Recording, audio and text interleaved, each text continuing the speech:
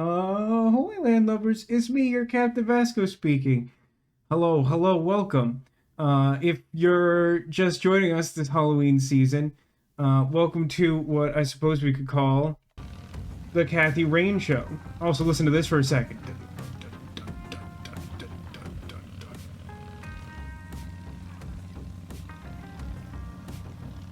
That's good theme. That's good theme music. Um, yeah. So we talked a little bit about Kathy Rain. We've been playing it for the last couple weeks. Um, I got some really useful information from chat last night about Kathy Rain director's cut, which is that it sounds like it adds a significant amount of like narrative length and puzzle gameplay, which I'll admit I didn't do any like research since yesterday about it, but I would not be terribly surprised to learn that some of the things that didn't feel as motivated by the story had been sort of added after the fact, which might account for some of those rough edges. But generally speaking, I like Kathy Rain 1 a lot. I would say that for a puzzle game, the puzzles are not its strong suit, but most of them were pretty tolerable despite the my perceived level of frustrating elements. Um, One thing that sort of stood out to me today that I wanted to contemplate, and I encourage you to consider and discuss amongst yourself and with me. So earlier this year, we had two fairly high profile adventure game releases. One was Rosewater, which is like a sort of like branching path narrative adventure game that, like Kathy Rain, wasn't extremely heavy on like adventure game elements. Um, and if you were around for that, you know that like I personally, my reaction was that I was like largely disappointed with it. We also had Old Skies, which was a little bit trickier. It was closer to a traditional adventure game in terms of like amount and type of puzzles and like dialogue mattering and stuff like that.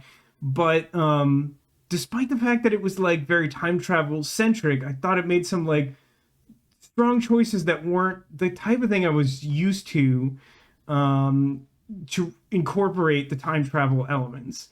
I came away from that being like a little more than lukewarm. Like, there's a lot of cool things in that game. I found the ending a little bit underwhelming. I think they just like didn't set up the ending they gave us as much as perhaps they think they did.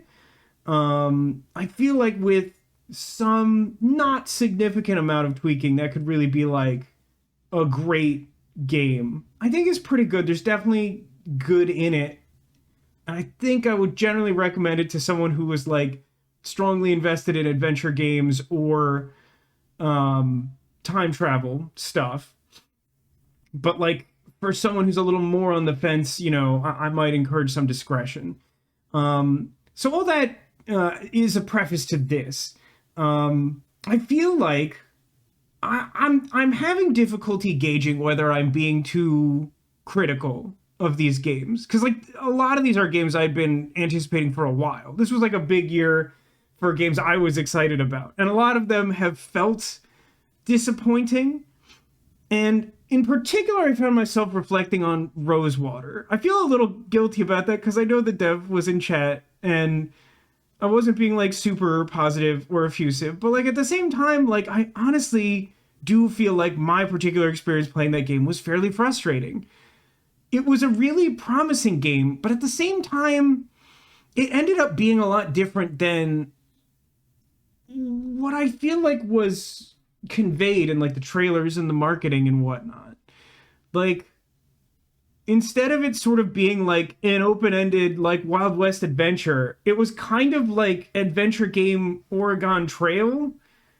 And like instead of having the sort of like immersive like name all the characters after your friends and see who dies of dysentery kind of silly level of fun to it, like the game had these weird tendencies to like punish you for getting invested in a character. This was a real hot button for me, and I think other people in chat too, where like that game kind of has, I think what it's trying to be is like Wild West Mass Effect, and I just don't think that a studio on that scale was ever going to be equipped to do it. And so like one thing that really struck me hard with Rosewater is like you assemble like a posse and you get to know these characters like going on a journey, and there's I'm not exaggerating here. There's a game mechanic where like you develop friendship with the characters, and whichever character you're closest friends with gets like written out of the story. They get like injured so bad that they just like don't appear for the rest of the game until like an epilogue.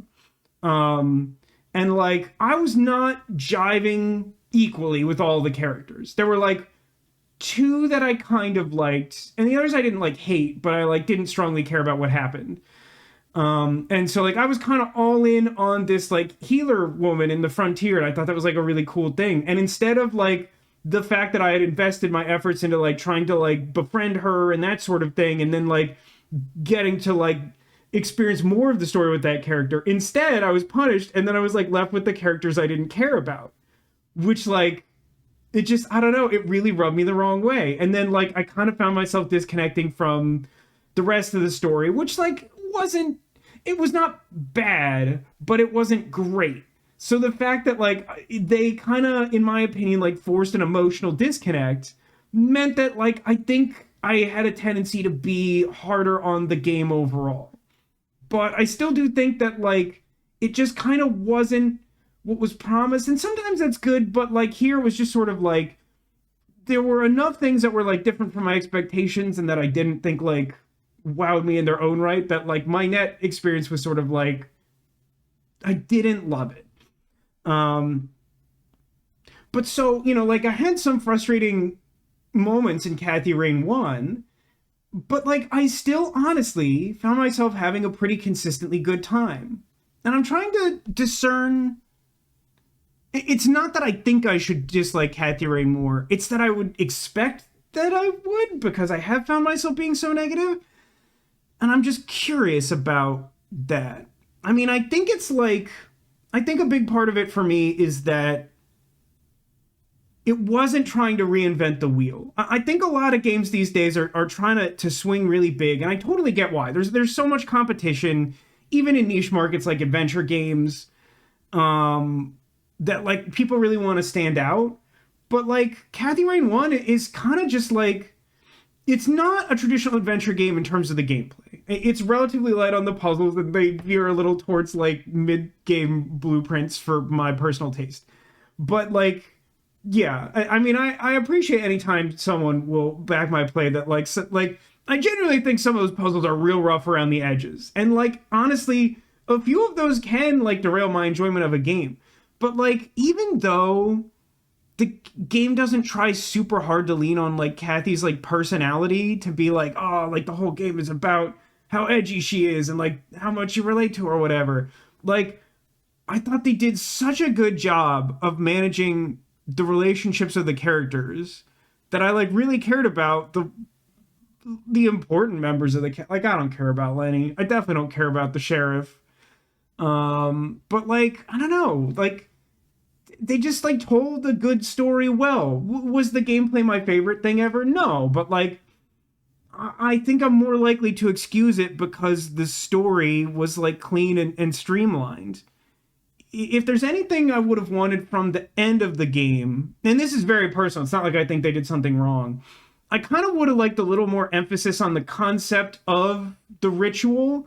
Like, if you sort of deconstruct what you do at the end of the game, it follows the steps of the ritual of like the atonement of the father and the forgiveness of the mother and the something of the son.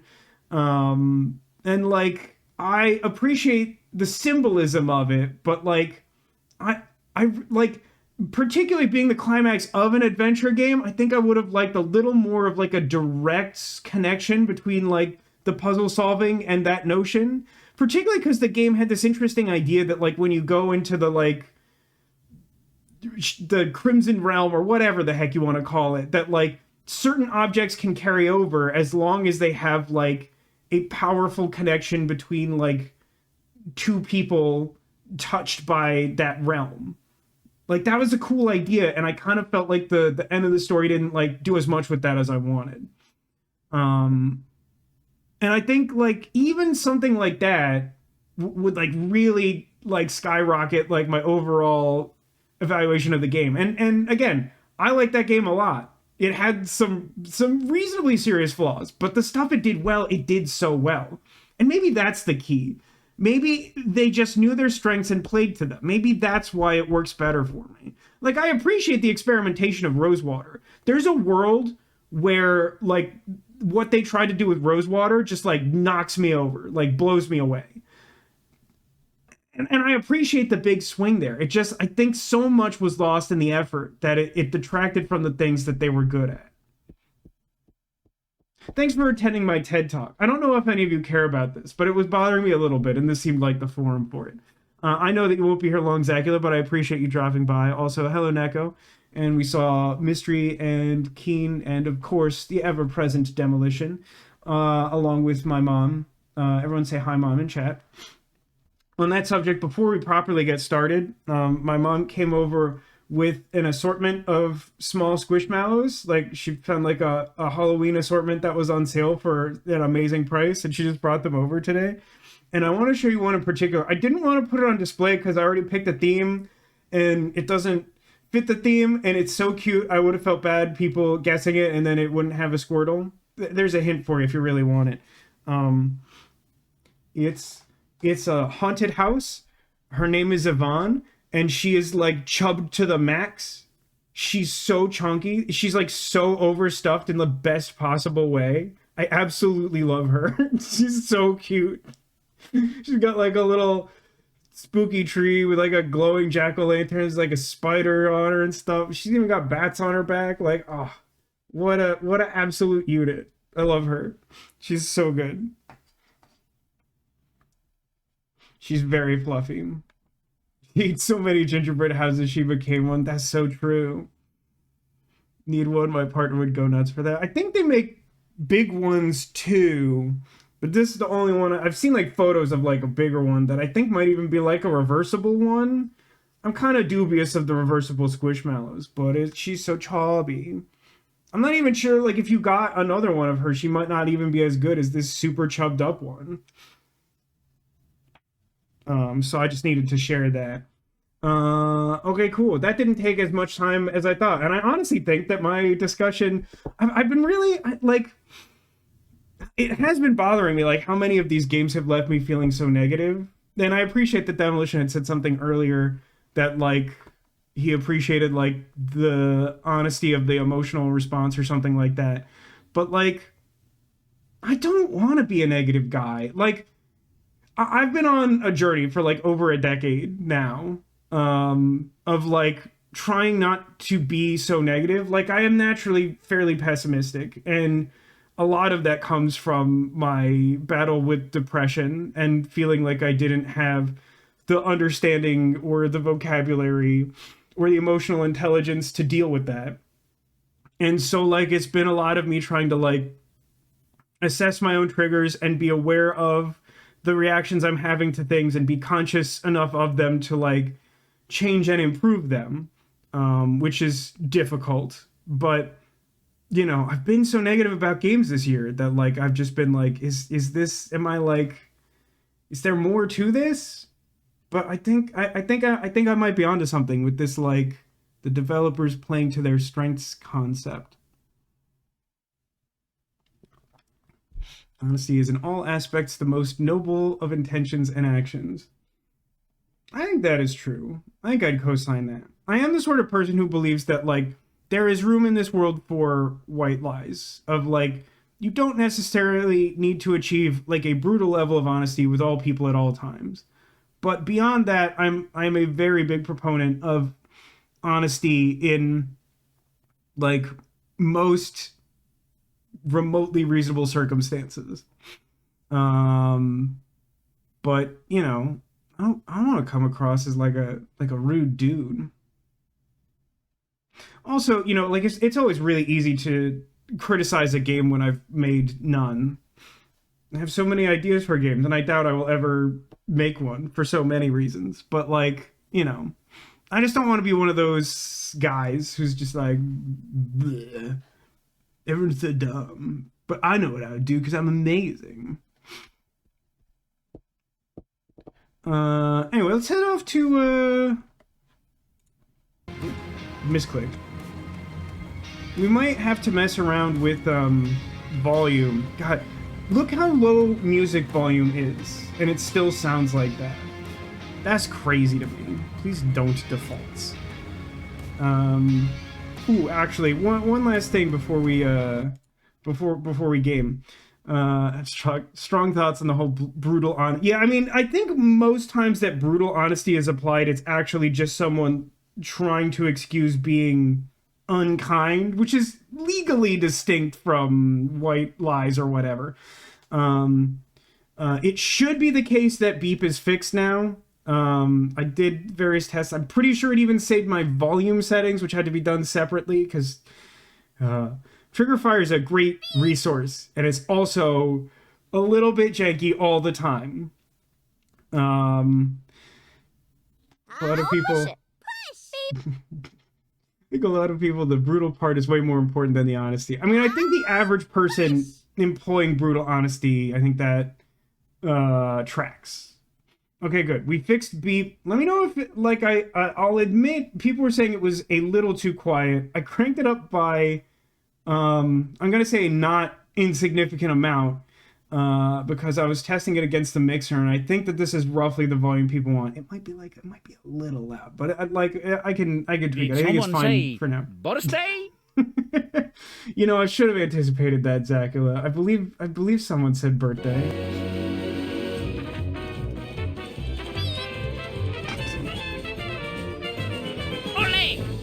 I may live to regret the beep button. I have no idea.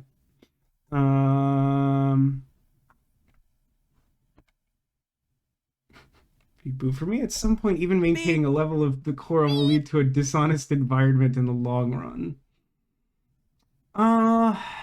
That's a more complicated thought. There's definitely, at the bare minimum, I think there's a very valid argument in there. Okay, we're going to officially go to Kathy Rain 2 mode, which regrettably means I'll never see Zacula again. Although, the way these streams work, if Zacula just spends the whole week playing Kathy Rain, he might be back by next Friday. But, Kathy Rain 2 time! I don't know what that was, or why I was inspired to do it. So yeah, actually, one thing I know about Kathy Rain 2 is it starts with an optional recap of Kathy Rain 1, Director's Cut. I'm pretty sure it specifies Director's Cut, which is interesting. I've only gone so far as like the first line of dialogue in the recap to try and balance the game audio. It might require a little tweaking because I didn't want to potentially spoil anything from the end of the last game when I tried to set this up yesterday in case we needed it last night. So let's go ahead and new game. We highly recommend playing Kathy Rain before playing Kathy Rain 2. Do you want to see a recap of Kathy Rain, Director's Cut? So I guess it suggests playing Kathy Rain in general, but then does say that the recap is specifically Director's Cut. Now, without having done research on what's different between the two, I do think that's a little bit interesting. But another interesting thing, well, you know what?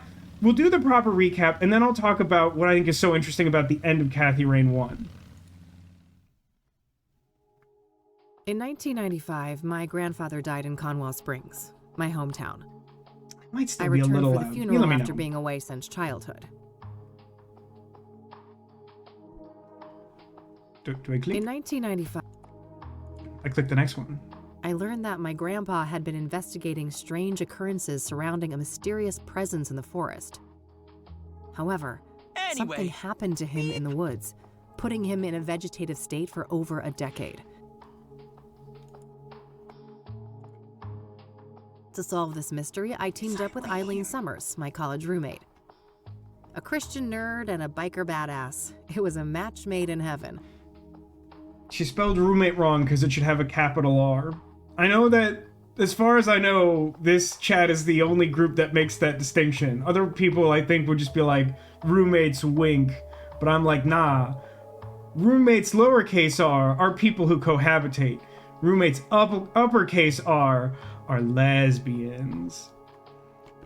I do like that it goes at your own pace. It's nice. It's interesting in that I don't think it's like inherently clear that you're going to guide it, but like I like this. I like the vibe. OMG Vasco. We all know the meme, right? They were roommates. A local church turned out to harbor a secret cult worshipping the malevolence in the woods, referring to it as the Old God. It is really interesting that, like, we didn't get... It felt like the first game fought to the end to try and avoid anyone in the game acknowledging the concept of, like, Lovecraftian horror, despite the fact that it was, like, super, like, Cthulhu-coded.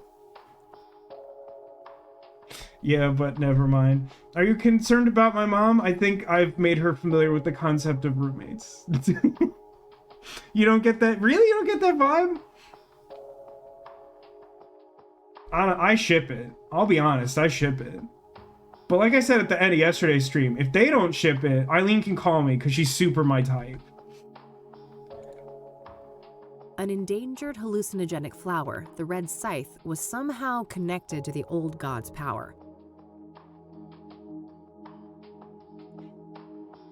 As we came closer to the truth, a servant of the Old God made himself known in dreams and visions, the Crimson One, a scheming trickster. So curious about what's different between Kathy Rain 1 and Kathy Rain 1 : director's cut. I think I've upset Mystery's sensibilities. I'm sorry for that. But I am who I am. Things came to a head when the priest of the corrupt church, Isaac Price, abducted Eileen, intending to offer her to the Old God. I managed to track them down and have Isaac thrown in jail, but Eileen was in a catatonic state and was about to suffer the same fate as my grandfather.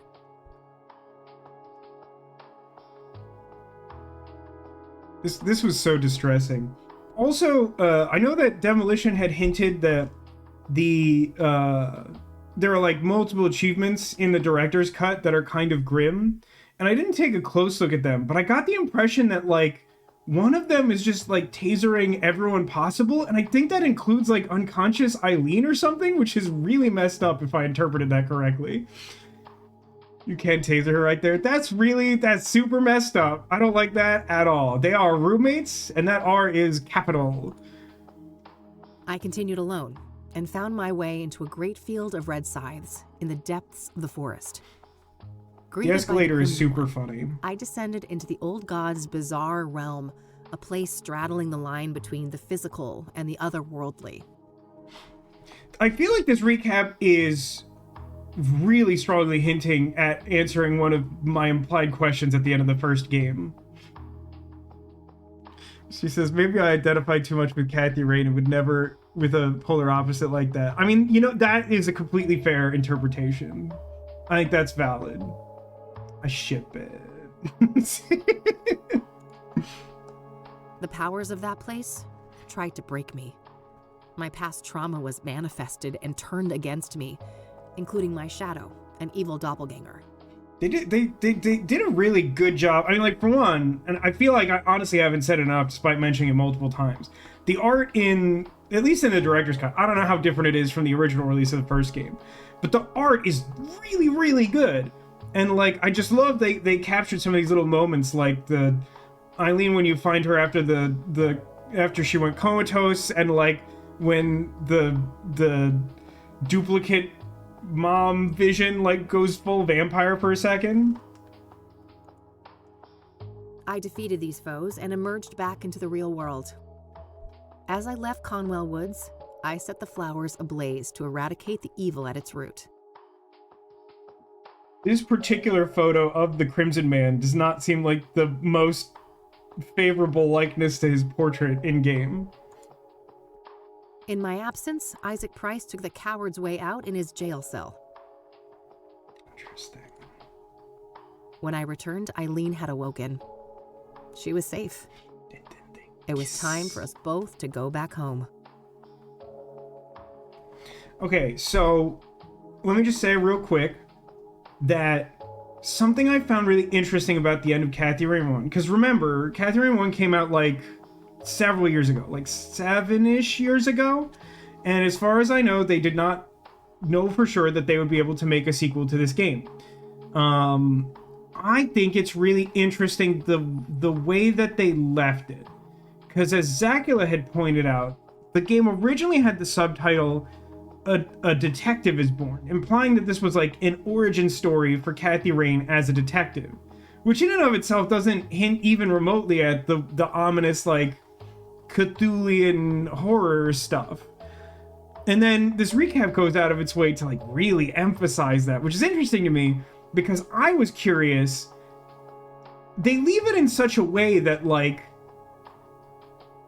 there's no like lingering evil that's like confirmed by, in my opinion, in game the characters don't really confirm that like, oh, like the influence of the old god is still like messing with people and like ominous things could still happen. Like I feel like that game gives enough closure that like, you know, the people in the game sort of suggest that it was just like misguided people who attributed like whatever's going on with the Crimson Man that's like not super wholesome as being like the work of like the Christian God.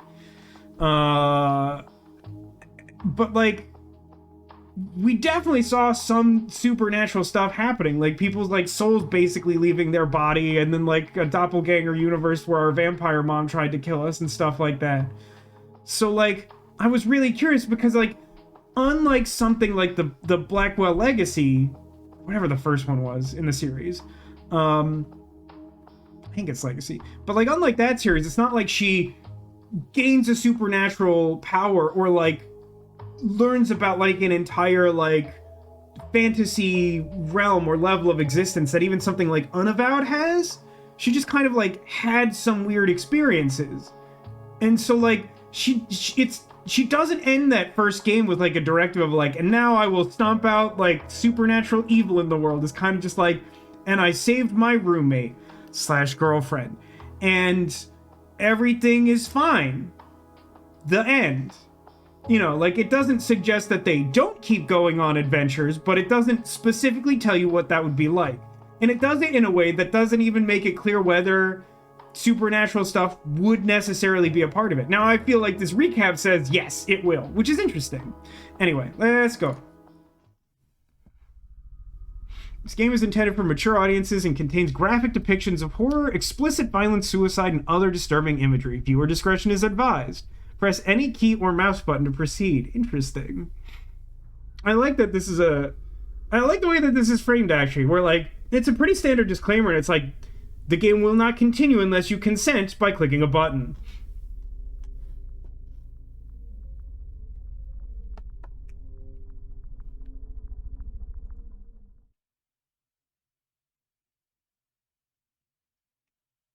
It Kathy. 1998. 3 years have passed. 3 years-ish. I don't remember. It was September last time? 3 years-ish.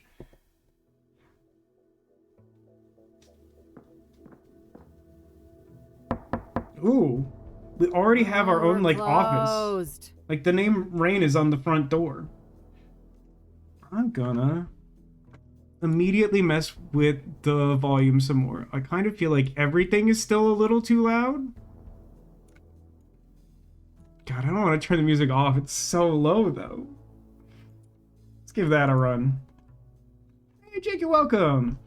Don't think I remember the first one unless you played it, and I don't remember. I've been playing it the last few weeks, so if you haven't been here the last few weeks, then you would have missed it. Zacula said it was like a game he remembered fondly from a few years ago and described it as like an adventure game that had enough of the things I liked in it, and it sounded like Halloween enough to help me fill out the schedule that I was like, yeah, let's go.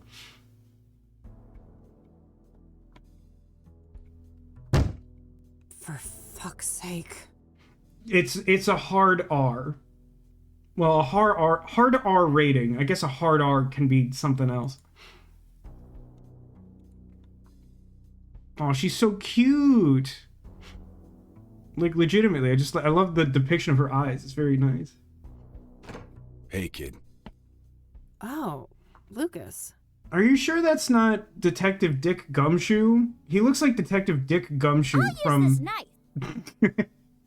It's fine. We know him, maybe. Don't worry about it, unless do. Gee, what happened to you? Looks like somebody's been through the ringer. He's really giving me Dick Gumshoe vibes, which is probably just the fact that Dick Gumshoe is modeled off like the generic noir stereotype of like a private detective in a trench coat. You should mind your own business, old man, before I bring up your ex-wife. Hey now, I'm just looking out for a former student of mine. You're always my business. How? Give me the vibe on whether the volume needs to be adjusted. I'm kind of on the fence. Oh, I bet I am. That's the only way a has-been like you could ever stay relevant. Ha! Yeah, that must be it. Now, you gonna invite me in and just let me stand here like an asshole? Fine, come in then. You want some coffee? By the way, look, we have a cat now. I got enough, old sis, thank you very much. That brew you make is rancid. Do you think that the cat is a magical familiar because you became a witch? Spicy language. Yeah, that's the hard R I was referring to. It's actually really funny. We talked about this in Kathy Rain 1, where like, for like the first like 3 hours or something, there was like almost no swearing. And then in the back half of the game, they said the F word like 50 times. Oh, I did that on purpose. I wanted to do detective work, not dumb chores like some airbrained secretary. Feigning incompetence, huh? Clever move. Really dig the voice actor though. I mean, I think they're both pretty good. Are you talking about the guy detective? He's a new character for us, and that's smooth, man. I guess so. I just wish that shrewdness of mine could make me some money. Floating coin thing. Yeah, we do have a floating coin thing. There's my segue. Did you hear the news on the Soothsayer? Oh no, is the Soothsayer the origami killer? I never took you for a sucker, Lucas. This is Cassidy. There's no way that reward is legit. You're wrong. Mayor Adams is different. He's the real deal. And you know this how exactly? Well, because it just so happens that I was hired to find dirt on the guy. I got nada. Zip. He's a total Boy Scout. Whatever. We're still talking about a serial killer. Do I look suicidal to you? Kinda. You passed out at noon, stinking of booze, and that eviction notice hanging over your head isn't doing you any favors. Okay, I mean harsh, but maybe fair. That's none of your concern. I'm handling it. I just need a goddamn case. A normal case. Free of homicidal maniacs. Now, I wonder if we're meant to interpret that as she's had many cases and they've all been a little too dangerous, or that she has struggled to find work that... I guess work at all, since the case that led to the Crimson Man was freelance. Don't know what to tell you, kid.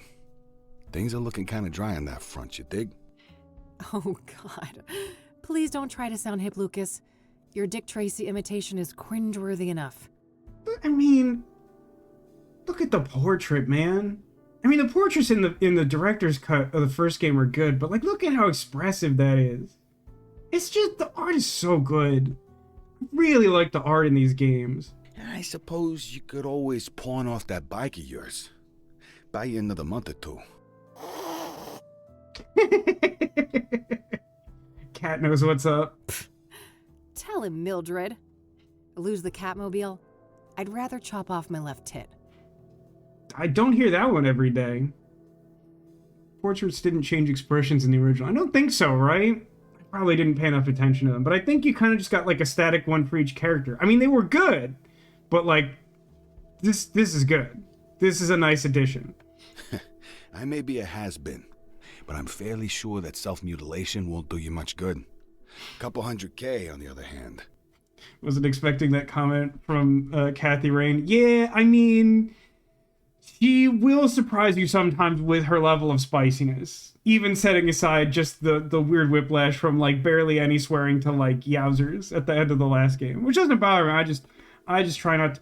It's funny, I was thinking about it. I try not to swear on stream, and like part of that is because like when I was doing YouTube stuff originally on my channel, it was like Spider-Man video games and Skylanders and like stuff that was kind of aimed at kids, and I didn't just want to like swear over it or whatever. But like honestly, I think a big part of it, we had some conversation like not too long ago. I don't remember what game we were playing, but we were talking about Fred Rogers, Mr. Rogers, and like I had expressed some like genuine frustration that I couldn't be as like cool a guy as he was. And I think maybe there's like something to that too, of like I kind of wish I was him, so I try not to swear. Except I'm like always angry all the time and I hate everything, so I'm like clearly not Mr. Rogers. I love money just as much as the next girl, but I mean, this isn't just a long shot. It's about as likely as Mildred turning vegan and taking up juggling.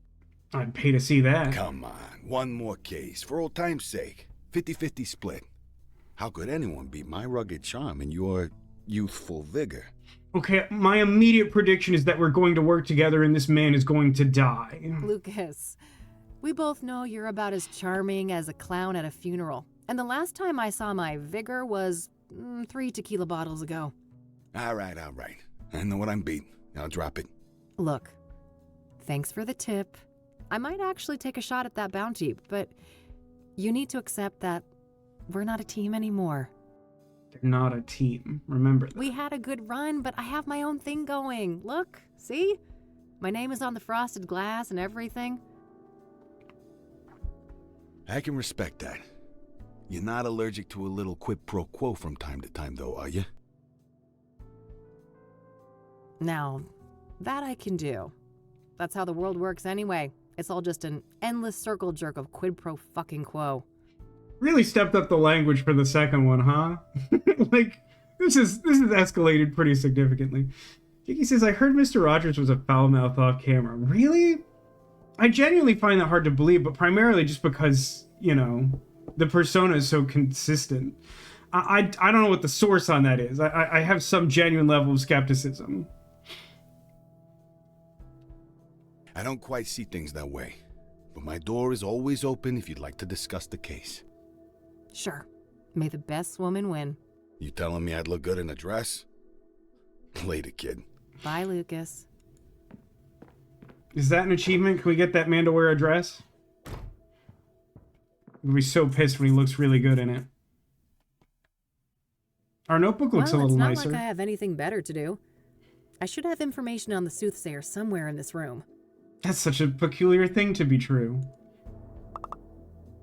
Oh, my tasks have been updated with a popping sound. I'll check out my unpaid bills. What bills? Never saw those. Nope, no siree. Thanks for the headache, you Mexican jerk. I wouldn't put it that way. Oh, did I click somewhere weird? Hello? Okay. Hey, cool, my safe. Empty. All this gumshoe has left upon is her dignity. And, from what I understand, a certain body part. Hey, look! Our spinning coin matches the logo on our jacket.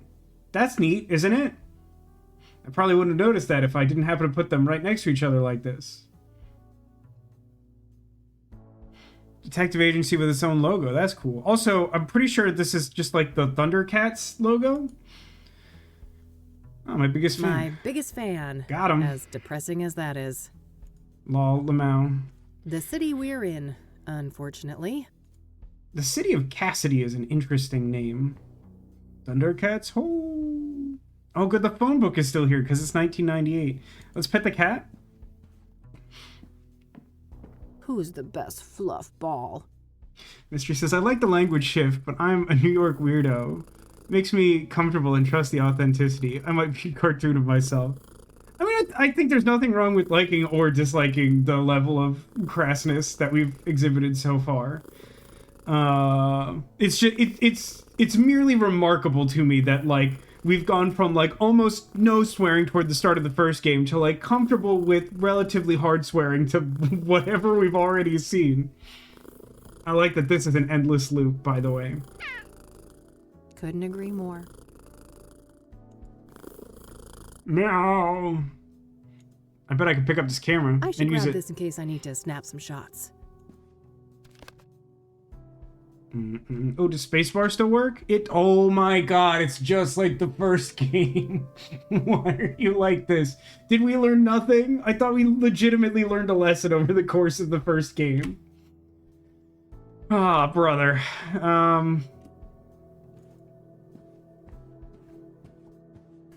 Yeah. Maybe there's something about the killings in these papers.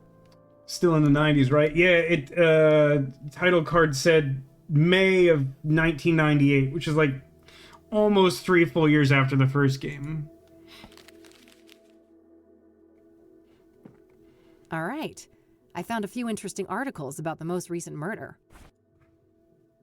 Oh, I still have my taser and my lighter. And I have, look, guys, I have proper lockpicks. We had a whole conversation about lockpicks in adventure games last time.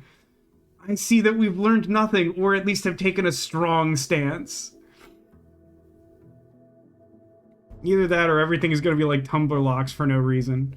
Various reference books and technical manuals. Ooh, my answering machine. When there's new messages, it blinks. It's high-tech like that.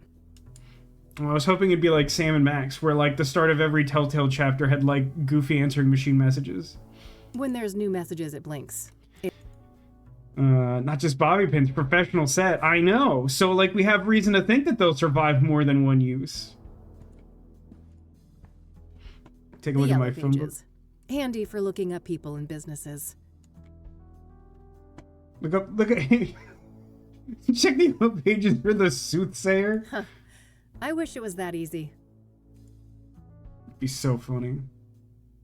There's an achievement for that. It says, tried to wrap up the case before it began. These games have a good sense of humor.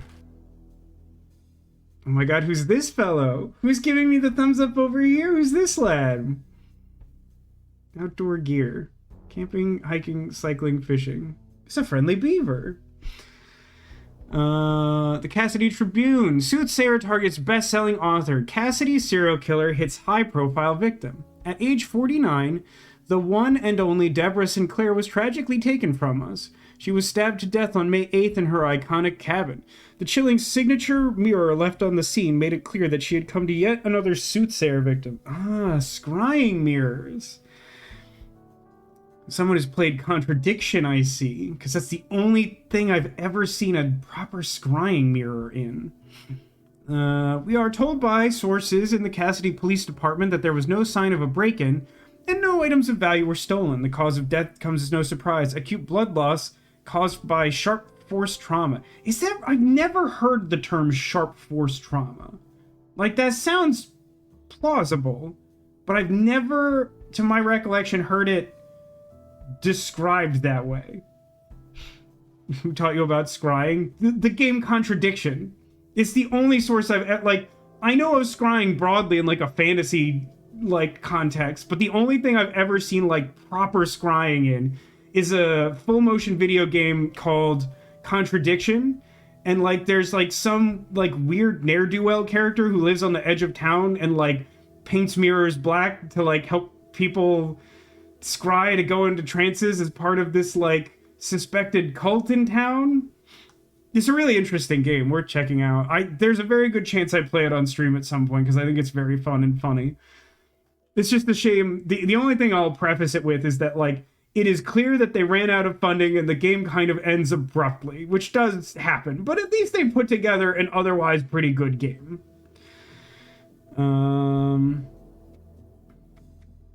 Where was I? Sharp force trauma. The circumstances surrounding this crime were strikingly similar to the original casualty of the Soothsayer, Rose Taylor, also a middle-aged woman stabbed to death in her home. Did you ever watch Charmed? Oh, heck yeah, I watched Charmed. Loved Charmed. Big Alyssa Milano fan, and so when they were like, now she's on a sexy witch show, and I'm like, say less, already watching it, stop talking about it, you can't distract me, la la la la, watching Charmed already. This makes 5 victims in 3 months, and the lack of results on the case is starting to anger the citizens of Cassidy. Mayor Adams gave the following statement on May 11th. I'll be the first to admit that I hope to see swifter progress concerning these killings. We plan to evaluate more radical measures in the coming weeks. The chief of police had no comment. they scryed a lot. Yes, but they scryed in the sort of broader fantasy context of just sort of like sensing something outside their scope. I think, and I could be wrong, but like I think scrying mirrors are like a little different. I don't know if they're like the true original one, but like the way it's described in Contradiction sounds like a really like traditional old school concept of scrying. Pretty much watched all the seasons of Charmed. We did. My mom and I think my dad watched some or all of it with her. There were times we watched together, but like some of Charmed was like still airing when I was in college, so I wasn't always around. But I think I've basically seen every episode of Charmed. Some of them multiple times, because they used to air them in syndication over the summer, and I'd be like, yeah, I'll watch Charmed between like 8 and noon. Let's see. Science fair winners announced. Pest control experts. Final Cassidy mine closed. On May 11th, the only remaining active mine in the greater Cassidy area ceased operations, marking the end of an era. One can't help but wonder if the city of Gleam, really? The city of Gleam? Will be able to find a new identity and fill the void that its most lucrative industry left behind. We also have Rivera's mural finished. I'm just kind of skimming through some of this other stuff that feels like it could be like foreshadowing people or places we encounter. Dock strike continues. Uh-oh. Is this Disco Elysium? The city docks remain silent as workers' strike enters week 3. Talks between union leaders and management have stalled, causing significant disruptions to the trade on Mississippi. Soothsayer viciously murders Deborah Sinclair. The famous writer's life has met an abrupt end. Oh, look at her. She's fancy. No Rose McGowan for Vasco. I'll say that I prefer Rose McGowan to Shannon Doherty in the context of the show. I just felt like they didn't give Prue's character a lot to work with. So even though like the circumstances of changing the cast were a little iffy, I feel like for the most part the cast felt more rounded with Rose McGowan. But honestly, I think a big part of that was just that the writers felt more comfortable having some leeway with the sisters and the backstory and all that. But yeah, big Cole fan myself. Loved the Source of Evil story arc, and I feel like I've even mentioned that on stream like recently, just alluding to the source of all evil. Sinclair with her signature yaw-pawn tea. That sounds fictional. It also sounds like something the Ukels would make in Siberia. We are devastated to report that the 5th victim of the Soothsayer was none other than the acclaimed author Deborah Sinclair, one of the most recognized faces of Cassidy.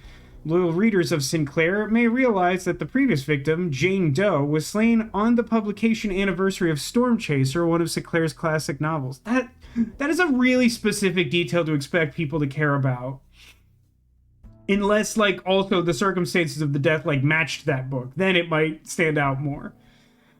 Simple coincidence, or do these murders have a deeper connection to the author?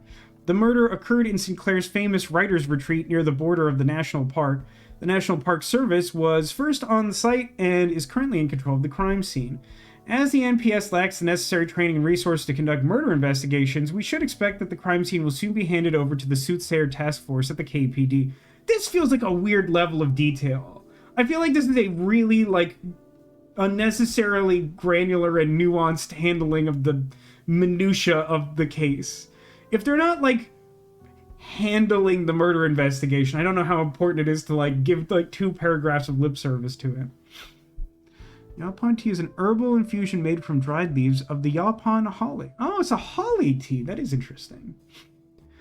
History says, I did watch some of Charmed, but don't remember many details. Thought it was silly, but liked the actors. I think that's a totally fair interpretation of Charmed. I mean, Charmed is definitely, like, peak 90s genre television, which is to say that it is not consistent in quality, though it is consistently fun most of the time, and occasionally has really great moments and stories. But, like, yeah, I feel like I got into it for the actors, and that just sort of propelled me to keep watching it. But generally, I would say I'm a fan of Charmed. I watched all of it I definitely don't remember a ton of it in detail. I remember earlier stuff better than later stuff. It is fun to be aware of the fact that I think that Charmed is Kaylee Cuoco's first major breakout role. She may have had like small stuff before that, but I think like her break was being in the later seasons of Charmed. Super late on the Veronica Mars train. I was late on the Veronica Mars train. Also a fun show. Maybe a little better overall, but like the later seasons dropped off significantly too. Don't remember her in it at all. Like only like I think the last 2 seasons they had like a storyline where like Kaylee Cuoco was like a young witch whose sister got like captured by demons because they foresaw her being very powerful and were trying to like train her. I think they may have specifically been trying to train her to like take out the Charmed ones, the main character sisters. And they basically like brainwashed her into thinking that they were like the evil ones. Jakey asks Charmed versus Buffy. My hot take is like I'm Charmed all day. I think Buffy is overrated. I don't think it's bad, but I think it's overrated. I was also admittedly pretty late to getting invested in the Buffy train. Some friends of mine decided that they wanted to do a rewatch and were shocked that I hadn't seen the entire series. And so we literally, over the course of like, I don't know how long it took, something like 2 years, we just like, every Sunday we watched like 1 to 3 hours of the series until we watched all of it. Buffy versus Blade. I still know very little about Blade, other than that some individuals really intend to ice skate uphill. At some point I'll play the game, but people keep asking me questions. I don't know. For now, the body has been transported to a city morgue awaiting clearance for a pathological examination. Chief Ranger Sam Walker had the following comment. We're still establishing all the facts surrounding this crime. Please be patient. We want to do right by Deborah. Deborah Sinclair was a longtime friend of the Gazette and led a prolific life with more than 30 novels published during her lifetime. On this sad day, we mourn the loss of a cultural icon, and we pray that her death will be the last at the hands of the Soothsayer. I mean, if we don't catch him, that doesn't feel super likely.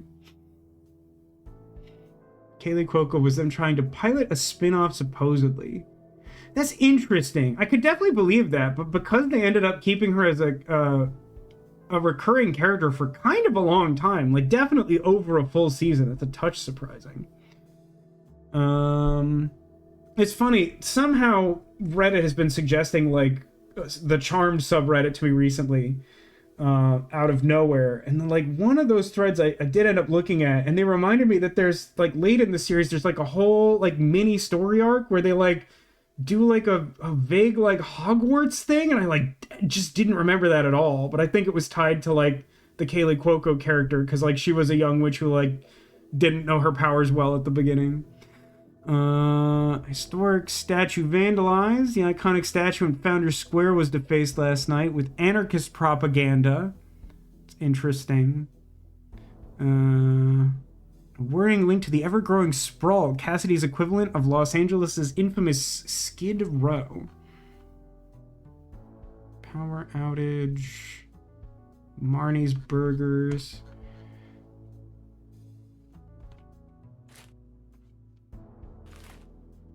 Is that all the TV there is? All right. That was a lot. I think that's everything I've got on Deborah in here. Okay, good. When I'm ready to leave, I should be able to learn more about the other victims at the library. Deborah Sinclair? Okay. Charmed was good, but too different. I only watched, I think, the pilot. And there were some choices, I don't remember a lot of detail, but I remember there being, like, a number of reasonably strong choices and not being a fan of them and not being particularly sold on the actresses they got. I mean, it's tough. Like, the original Charmed had Alyssa Milano and Shannon Doherty as, like, established actresses. And frankly, I feel like, what's her name? Holly Marie Combs, who played Piper. I thought she was a surprising heavy hitter. Like, I feel like she had to do a lot of, like, emotionally involved acting and, like, overperformed for her relative seniority in the cast. Just outdated casework. Can't bring myself to take them down. Also, whether intentionally or not, I think she ended up being the glue that like made the show continue to function start to finish. Which is just interesting because she was like relatively unknown. To my knowledge, she wasn't like really established as an actress before that. That cranky drawer is stuck good. I know Eileen had some magic trick to get it open. Too bad she's not around. Where is Eileen? I love her. I mean, we should find her to help solve crimes. My radio, with a built-in cassette player. I prefer the quiet right now.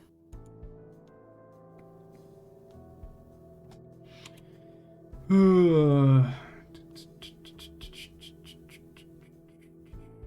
looked at most of this. Certificate? My private investigator's license, issued last year. I was worried how Lucas would react, so I applied for it behind his back.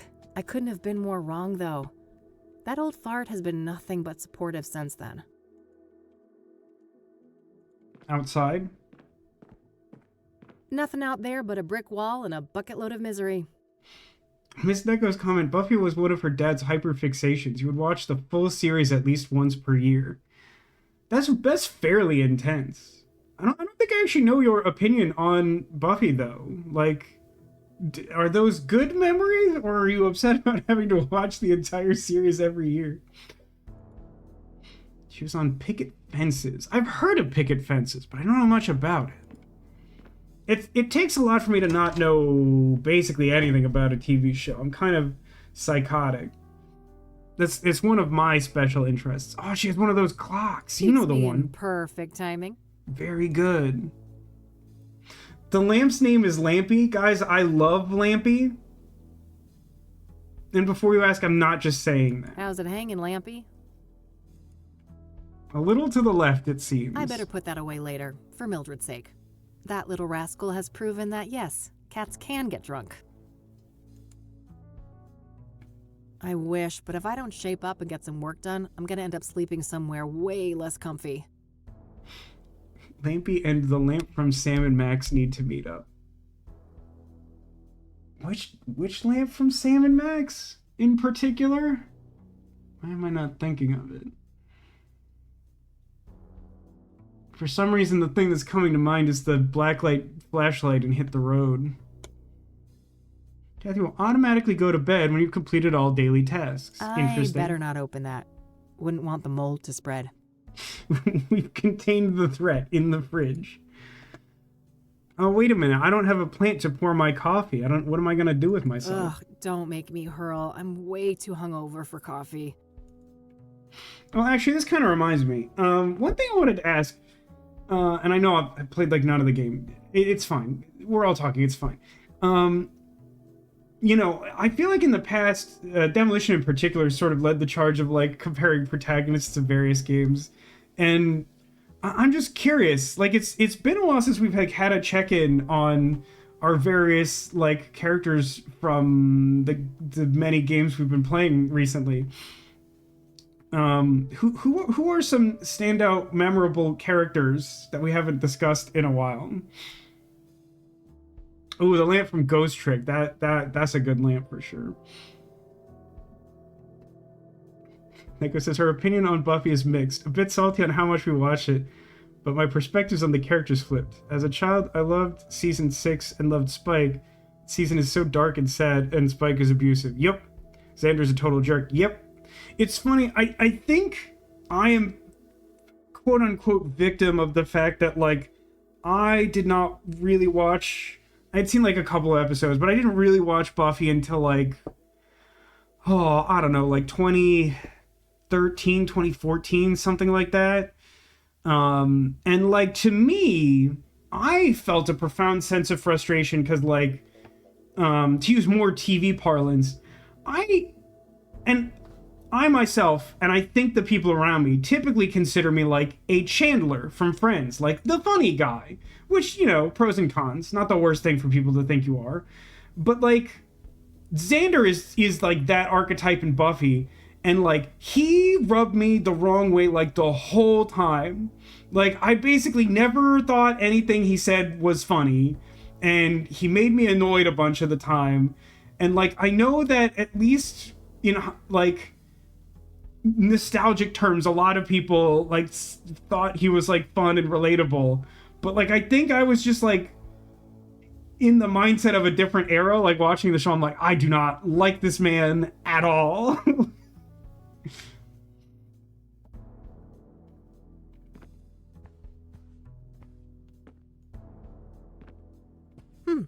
This might be useful. Was not expecting that of all things. Nah, I'll live with my current face. That's an ominous line of dialogue. Oh, cryptic chaos. Can't wait till they're back in town. Manhunt. I prefer their old material, but their latest album wasn't half bad.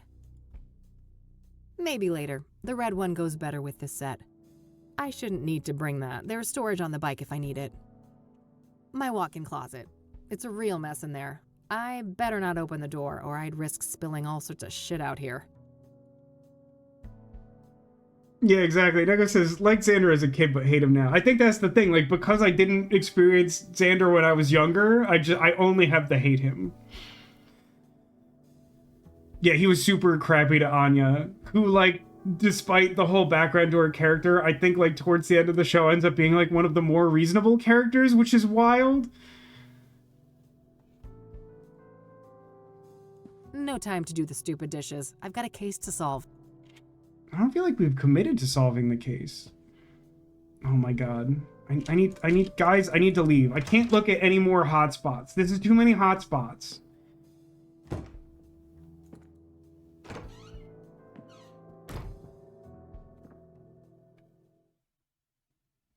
That's heartbreaking. Neko says her dad is also super sexist, so Xander didn't feel off at the time. Hold on. I'm gonna go out of my way for this. Where is it? Yikes forever. There you go. I gotta clean this up. I think one of my November tasks is gonna be to clean up the soundboard on my Stream Deck. I have some further adjustments that need to be made first. You know, like... Okay, we have... Where's my mouse? Where did it go? It's over here. Okay, found it. Let's go to the library. Lost track of time on the road. There was an achievement for waiting too long on that screen. Oh. Well, you know what? We haven't made it very far in the story, but I have 2 achievements, so that's gotta count for something. Nah, I got one at home. So It's also in game there's 1. a fire. I'm supposed to run through those gigantic double doors 10 feet away. Phew, I'm saved. Did I get that in the first game? I feel like I spent, maybe not all at once, but I feel like I spent kind of a lot of time on that screen. I feel like I probably, at least on a few occasions when I wasn't sure where to go, would have spent enough time to trigger that. Hello, librarian.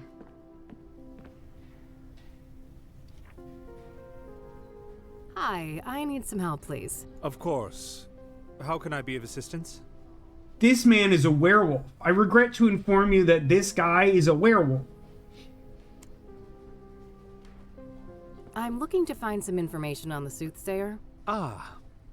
Quite a few people have taken an interest in that case lately. Yeah, I bet. That's so. Well, I'm not scared of a little competition. So, you got anything for me? Yes. I would direct you to the microfilm viewer at the end of the hall. The librarian reminds you of your job. Jakey, are you a werewolf hunter? We have full scans of all of the major newspapers dating all the way back to the 50s. Oh, I'm sure I need that information. That's a really specific thing to say. Perfect. I should be able to browse those for some articles about the murders. Indeed. If I may ask, what is your own interest in the case? You probably heard there's a reward, right?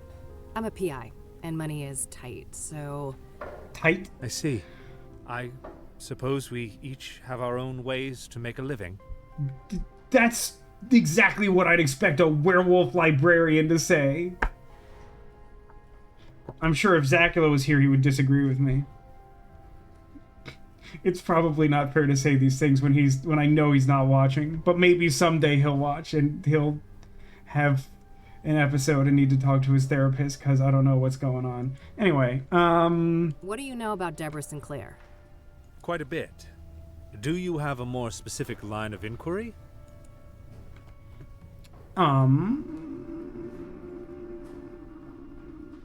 Tell me about her books. What kind of books did Deborah write? She dabbled in many different genres over the years, but her main bulk of work could probably be defined as horror, mystery, or a combination of the two. Afflicted, Dead Ends Meet, and the Jenny Payne trilogy are some of her most well-known titles. Jenny Payne sounds a touch like Kathy Rain. Huh, okay. I believe so, yes. But I don't have any details to share. Sorry, I clicked too quick. What do you know about the murder, which isn't in the library at all? What do you know about the murder? Nick, I don't even want to voice that comment out loud, but I have another one of these. Yikes forever. And you know what, while we're here... Look at all this trash. There you go. I believe she was killed at her writer's retreat, stabbed to death. The police say the MO was similar to the other victims, with the shattered mirror and all that. Where's this writer's retreat located exactly? There's an area called Bear Creek, just on the border of the national park. Sinclair owned a small cabin there. Imagine librarian witches. Done. Sounds cool. All right, got it. That's a decent drive, so I think I'll head out there tomorrow. It's like not that important, but I kind of appreciate this game's respect for Earth time, where like we have to, like there's not a time limit on what you get done in the day, but like you have, like the character can't just like drive to Texas or whatever, but the flip side of that coin is Sam and Max Hit the Road does exactly that, and you can drive like all over the continental US repeatedly in the same day, and I think that's funny. Both things work. It's all about what your game is doing. I appreciate what they're doing here. New location added. So I asked him about the murder, and he told me the place and the MO. I asked about the books. Was she popular? Was Deborah a popular author? Oh, yes. Even before her death. Afterwards, her popularity has reached astronomical levels. I mean, it sounds like it happened very recently, so like, I don't know if that's sustained. I can imagine. Borrowing one of her books now is out of the question, right? Correct. 6 months wait minimum. That's crazy. What is Cassidy like that the library is so hopping? Yeah, I figured. What do you know about her private life? A wink. What do you know about Deborah's private life? She had quite an interesting life. Adopted as a child, and her adoptive father, Sebastian Willis Sinclair, was an accomplished author in his own right. You know what I actually think is really funny about this conversation? Is that we came to a library, like, ostensibly to do research. But, like, research is boring. So they just had the librarian be the embodiment of the research. It's a little cheeky, but I think it's like good narrative game design. Deborah's birth mother was a young homeless woman, and her father was a Native American. Deborah spent much of her life trying to track down her biological father, unsuccessfully. That is an insane sentence. Like, that's just so much information to take in. Like, how did they meet? Do I want to know? The game had, like, content warnings. Perhaps in some part, due to her roots, Deborah's books have often contained subject matter inspired by Native American religion. That's interesting. Feels like that's going to factor into the video game. She was childless and unmarried when she passed away. Rumors say she was gay, but God knows tabloids are quick to jump to conclusions. I don't think she ever clarified that matter to the public. If you are curious to learn more, I would highly recommend her acclaimed autobiography, Unbound. Librarians also know strange things. I mean, I'm not saying that it's unlikely for him to know any of this. I just think it's really interesting the way they've chosen to, like, in lieu of research, or at least in lieu of extensive in-game research. We're just sort of like, can you tell me the things I would try to research at a library? And he's like, yeah, I'll do that in like 2 paragraphs because we're playing a video game and we respect your time. Are spinsters always gay? I think like enough like famous like unmarried figures in the past ended up being like spinsters or quote unquote confirmed bachelors that like it's become like a cliche, like an easy thing to assume. Oh, I might check that out. Thanks for the information.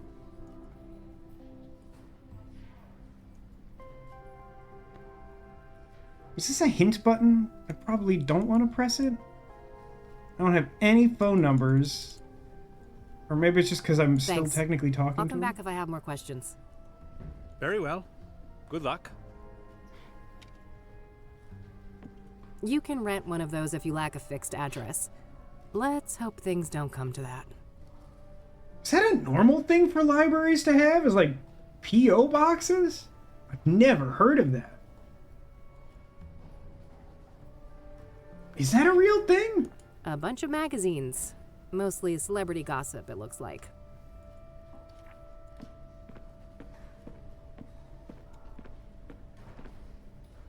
Ooh, guys, gang. I don't know if you're busy doing something, but look at how cool the library is. I don't really do social media much. I mean, I never really did it all that much. I do it less than before. But, like, I kind of want to just, like, talk to whoever did this and be like, hey, I see you. This rules. I mean, just, like, it's so cool. If you made a game like this in the 90s, like, I would have pooped myself. It's crazy. I mean, look at this lady up here. Living her best life. Just rules in here, man. Maybe in rural areas they have something like that. That makes me feel better, because I kind of want a P.O. box, and I kind of don't want to, like, have another, like, monthly fee. Oh, the Riker maneuver! I mean, I know it's like a stool or whatever. No result. Search for title or author. Oh, no. Oh, no. It's the Blackwell games. Boo. What's her name? Deborah Sinclair? Did I make that up? Is that real? Your favorite. No, you know I hate this game mechanic. I can't believe they carried it on for like 6 games and like basically didn't improve it at all. Hopefully it'll be better in this game. But like we started the last one and I was like, I hope it's not this. And Zach was like, nah, it's not. And it wasn't. And like now it is. Okay. Afflicted. Author Deborah Sinclair. Written in 91. Synopsis. Kiona Thunderheart, a Native American tribeswoman and daughter of the chief, is forced to hunt down and kill her own father after he becomes possessed by a Wendigo and threatens their whole village. You know, there's an early Charmed episode where, like, one of them becomes a Wendigo. It's like the 3rd episode of the show or something. Also, famously, Wendigo's pretty important to Until Dawn. A horror video game I'm very fond of. Neko says, I bet you're excited to search up common things and get no results. Aw, you know me so well, Neko. That is my favorite. Okay, Dead Ends Meet. Author Deborah Sinclair, came out in 95. Synopsis. A distant, lonely couple falls in love after meeting in a vivid shared dream. The pair becomes obsessed with reuniting in the real world whilst opposed at every turn by Mr. Clock, a mysterious, ruthless adversary. I'm sorry, is that an Adam West Batman villain? Mr. Clock? Get out of here. Evermore. Is that on T-Swizzle's 1989? I'm not a huge Swiftie. Or is Evermore its own album? I'm really showing my affiliation here, or lack thereof. This one came out in 1980. Synopsis. Hannah's dating life has been a whirlwind of charm and mystery. Every man she meets seems perfect, yet something is strangely askew. Beneath their different faces and personalities, there's an inexplicable familiarity that she can't seem to shake. As Hannah tries to piece together these patterns, she begins to question not only her choices, but the very nature of the men she's drawn to. I tried to read that like a 80s movie trailer. Also, that is actually a deeply upsetting concept for what initially sounds like a rom-com and like is definitely a really messed up horror story.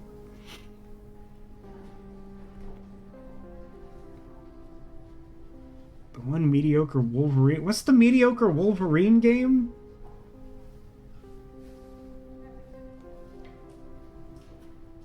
I feel like I should know what that is. Alright, The Guidance. This came out in 1978. The Wayback Machine. Synopsis. For the sake of mental clarity, David Walker, that is the most normal name by far so far. Actually, what was the last one? Heather Nothing? David Walker leaves a successful business behind to retreat to a remote forest cabin. Then he helps guide the Ukels back to their homeland. No, that's a different Walker. That's Kate Walker. At first, the solitude is healing, but soon, strange instincts take hold. It is as if David's mind is being reshaped by something primal and deeply unfamiliar. Are these sensations the echoes of an ancestral memory, the onset of madness, or the influence of an unseen force? As the line between reality and delusion blurs, David starts to feel an undeniable magnetic pull towards the local caves. The truths he uncovers there could lead him to a darkness older than humanity itself. It's a comedy. Do you think that the name of the werewolf librarian is David Walker, incidentally?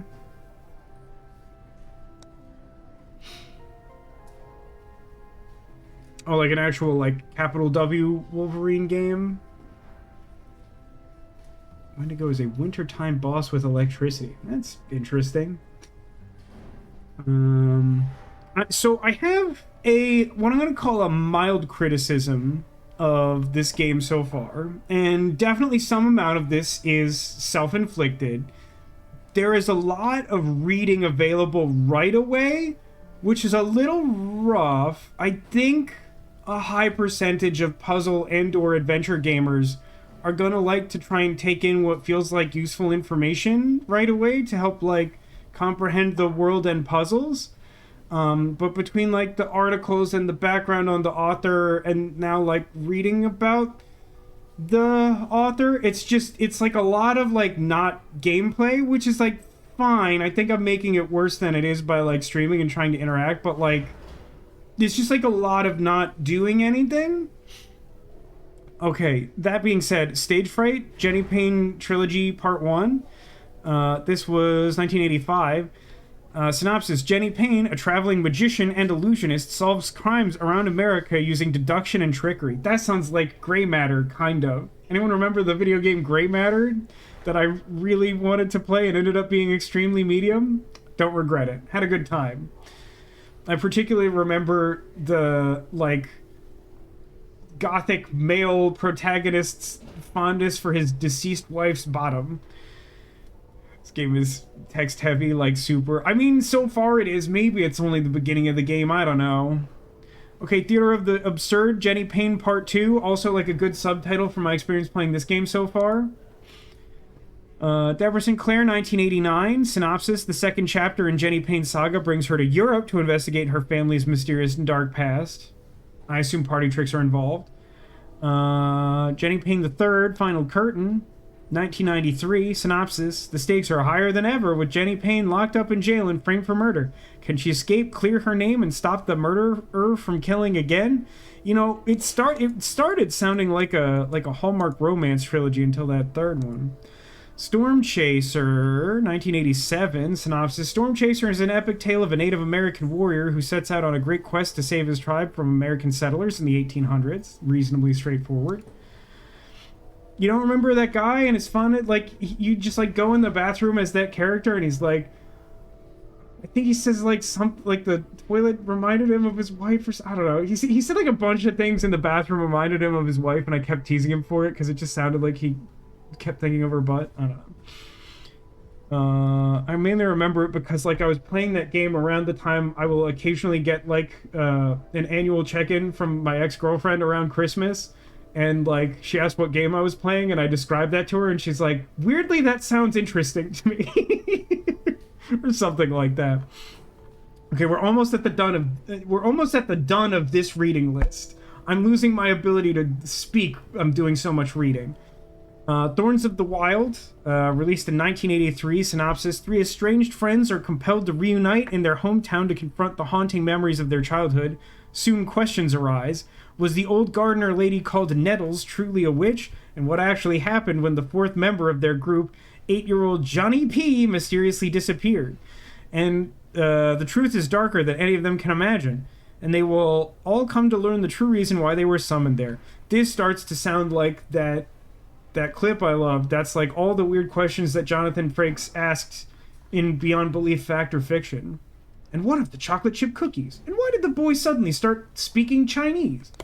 Okay, Unbound. It's the last one on the reading list. Ooh, she has like a co-author. But she was not married. So it's like a brother? Or something? That's interesting. Released in 1996. Synopsis: Deborah Sinclair's long-awaited autobiography outlines the author's tumultuous life and rise to worldwide prominence. The book takes the form of a series of interviews by Sinclair's longtime friend and colleague, Stephen Collins. Wait, I'm insane. It's not the same last name? I need to stop reading things. Will there be a test? I hope not. I don't know that I absorbed any of that. I've just been saying words. Am I okay? Anything I print should appear here. I think that includes printouts from that microfilm viewer at the end of the hall. Oh, I'm so not excited for microfilm. Actually, before I leave, I should check the Soothsayer here, but like it's not gonna be here because this is books. I'm gonna do it anyway, just for thoroughness. I mean, just to Neko's earlier point, I know that Soothsayer isn't going to give me the information I want from this search, but at the same time, I'm pretty sure that a book ever has had Soothsayer as like a relevant term. And I know that I've wasted a bunch of time, or at least it feels like it because all I've done is read, but I need you all, if you could just give me a moment of your time, I want you to watch Kathy sit on this stool because it's very William Riker-esque. No, like, just do it. Very good. Okay. Done. It's one of those advanced microfilm viewers. I'll need to insert a microfilm to use that. So, microfilm shelves. Microfilms containing images of scanned newspapers. They're organized by calendar date. Microfilms containing... What resource do they want me to use to, like, go through the recent newspaper? Because, like, ostensibly I came here to learn about other victims that weren't the famous Deborah Sinclair.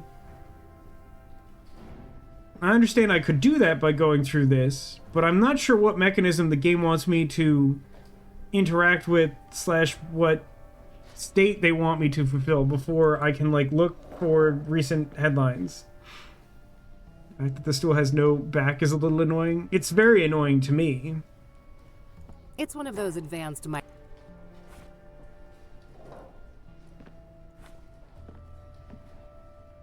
Alternatively, could I not have to do research after all that reading? Is that possible? Okay, let's see here. It would take ages to look through all the I microfilms. did it. I accidentally figured it out. So maybe I can figure out on what date the murder prior to Deborah's occurred. Jakey says microfiche is kind of annoying. I always assumed that was true. Like, the benefit of microfiche is just that you don't have to keep a large quantity of dense paper around, but then you end up with, like, a huge quantity of, like, awkward to use microfiche. Like, that's the expected trade-off, right? Hopefully I can deduce the date of the previous murder from the articles I picked up at the office. When I have a good date written down, I can view the corresponding microfilm and look for useful information. Oh, I hate that like a bunch. Okay. Alright, I've got a date written down. I can use that to find the corresponding microfilm. I don't hate it anymore. The game figured it out. It gave me credit for the fact that I read the newspaper, even though I didn't think there'd be a test, and luckily there isn't so far. I've already written down that date. Oh, what I want is to have that date in mind and then go to here? No. I don't think this date I've got written down is good. I can't waste time by checking every date. I should look for the date of the previous...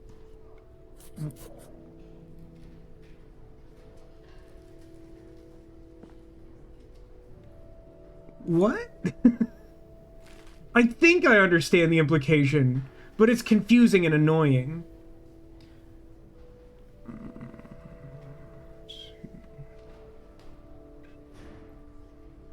Stabbed to death on May 8th.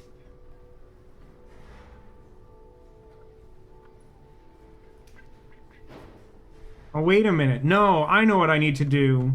One of the victims was on the anniversary of one of the books being released. It was a stupid thing that, like, seemed dumb.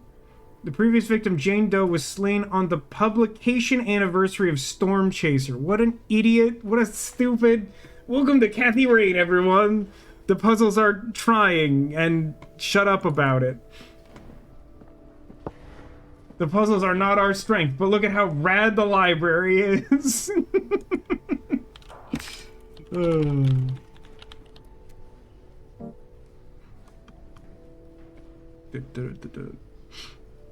People not buy fancy china. Did we have a conversation about this? Which then I think made Demolition concerned enough to send me bits.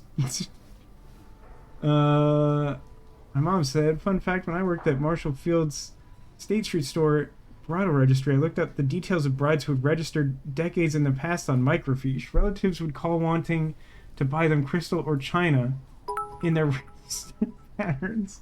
That's really interesting.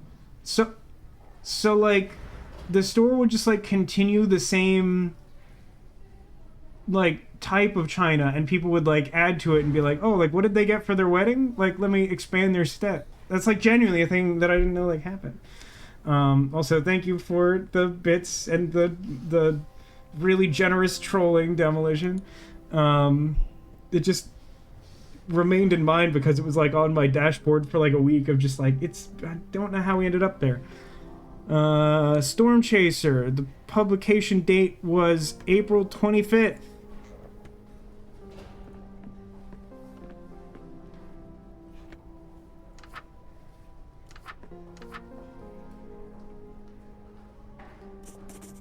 The fact that the moon phases are marked on this calendar is concerning because I think the werewolf librarian is gonna be a problem.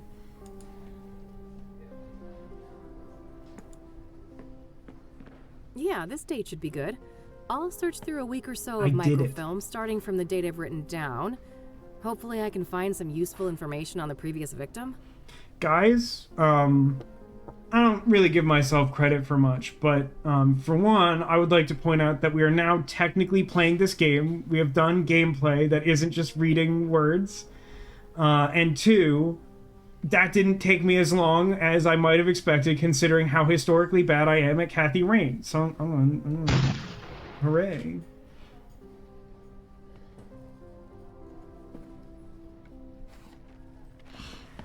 Only family members want to add registered patterns for a couple's anniversary or Christmas. That's so interesting. I mean, they just don't even, like, continue there we go. product lines long enough to do stuff like that these days, let alone, like, keeping that kind of information on file. But that's really interesting. The werebrarian. I mean, I think that works. The were part of werewolf means, like, human, doesn't it? Rinse and repeat. I should try to determine the previous microfilm date based on the information in these new pages. Trying to determine the previous microfilm. Oh, okay. So we're just gonna... This is an ongoing puzzle where we do this until... Does anyone happen to remember off the top of their head how many victims there are so far? I think that might have been mentioned in the Deborah article. That way I can make my way back from article to article, victim to victim. Striving to put right what once went wrong. Until I get all the way to the first murder. Let's see here. Oh, now it's just sort of represented as an entire newspaper. I guess it's supposed to be the printout. It just happens to look like newspaper with the different... Whatever, it's fine. Moon Lotus Spa. I'm sorry, St. Andrew's Church Easter Tragedy? Easter concert ended horrifically when conductor Martin Schultz suffered a fatal heart attack. Yikes forever. What's going on the other side? Dirt race extravaganza imminent. Are you sure about that? Is that a thing you can have? Is a dirt race extravaganza? Does it take place in locations around the area? Featuring rugged terrains. Yeah, whatever. Okay, the actual article. Oh crap, we're back to reading articles again. Famous Soothsayers cranked up the heat on his killing spree, as the latest victim, a young woman in her early 20s, was determined to have been brutally burned alive on Constance Hill. The death occurred on the night of April 25th. Due to the state of the remains, Jane Doe's identity has been difficult to ascertain. Despite indications of dental work on the corpse, there were no matching dental records anywhere in the city, leading police to believe that the woman was not a local. The lack of a struggle could mean that the victim was incapacitated, but the condition of the body gives little clarity on that matter. Picking a public site like this was a risky proposition for the Soothsayer, but he may have banked on the fact that distant witnesses would assume that the fire came from a nearby fire pit. Mayor Adams offered this comment: "As unpleasant as it is, I must ask you to be patient. Let Ed, Cassidy, Chief of Police Edgar Mitchell Brown, and his team do their job. KPD has my full confidence in this matter, and City Hall stands vigilant to assist in any way we can." For our extensive coverage of the previous victim, Deacon Townsend, see issue number 842. Is that, what issue are we on? Ah, crumbs. So these are weekly news, so I need 3 weeks before this, and this is dated Wednesday. So I need 21 days before this, so I need April 8th, 1998? Someone write that down, because I'm going to look at the next page. April 8th, 1998. Hopefully I'll remember that. Soothsayer strikes again. Task force established. Soothsayer has claimed a fourth victim, an unidentified woman estimated to have been 18 years old. Her charred remains were found. Didn't the other page say she was in her 20s? Found on the outskirts of Cassidy, on Constance Hill. Soothsayer victims do not seem to share any obvious similarities in terms of gender, age, occupation, social class, and the killing methods, locations, and disposals of bodies are all different. Just the calling card links them, huh? They've all occurred within the greater Cassidy area over a period of 3 months, which would indicate that the Soothsayer is somewhat local to the area. In related news, the Cassidy Chief of Police has recently announced that the investigation of these killings will be taken over by the newly created Soothsayer Task Force. Edgar Mitchell Brown said the following: as of May 1st, the so-called Soothsayer slayings will be investigated by a dedicated task force of 8 senior detectives, handpicked from various divisions at Cassidy Police Department. Rest assured, this elite group has every resource at their disposal. Hey, do you remember that time I was like, research isn't a good game mechanic? There are exceptions. I mean, the Root Trees Are Dead kind of managed it, but it did strain credibility at a certain point. Anyway, when asked whether or not the FBI would involve, Mitchell Brown replied, "There is no federal jurisdiction in this case, and you know what, that is fair. We'll take it. The Gazette has frequently criticized Cassidy Police Department for their errors in the past, but credit where it's due. This is a step in the right direction."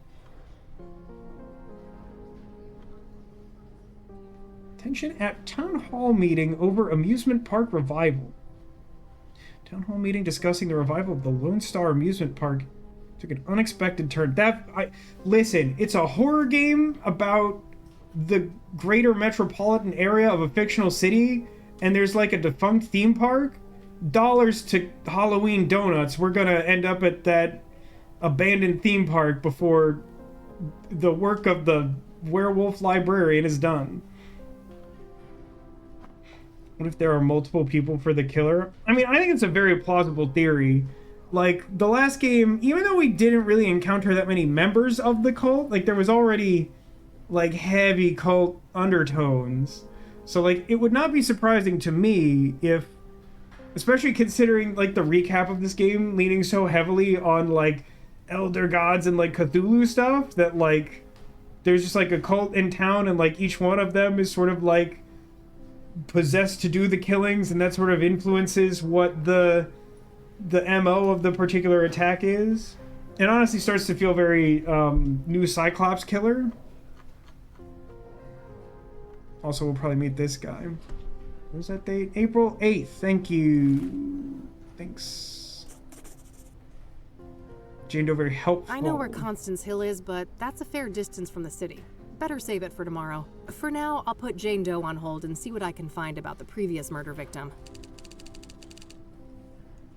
Boy, I do...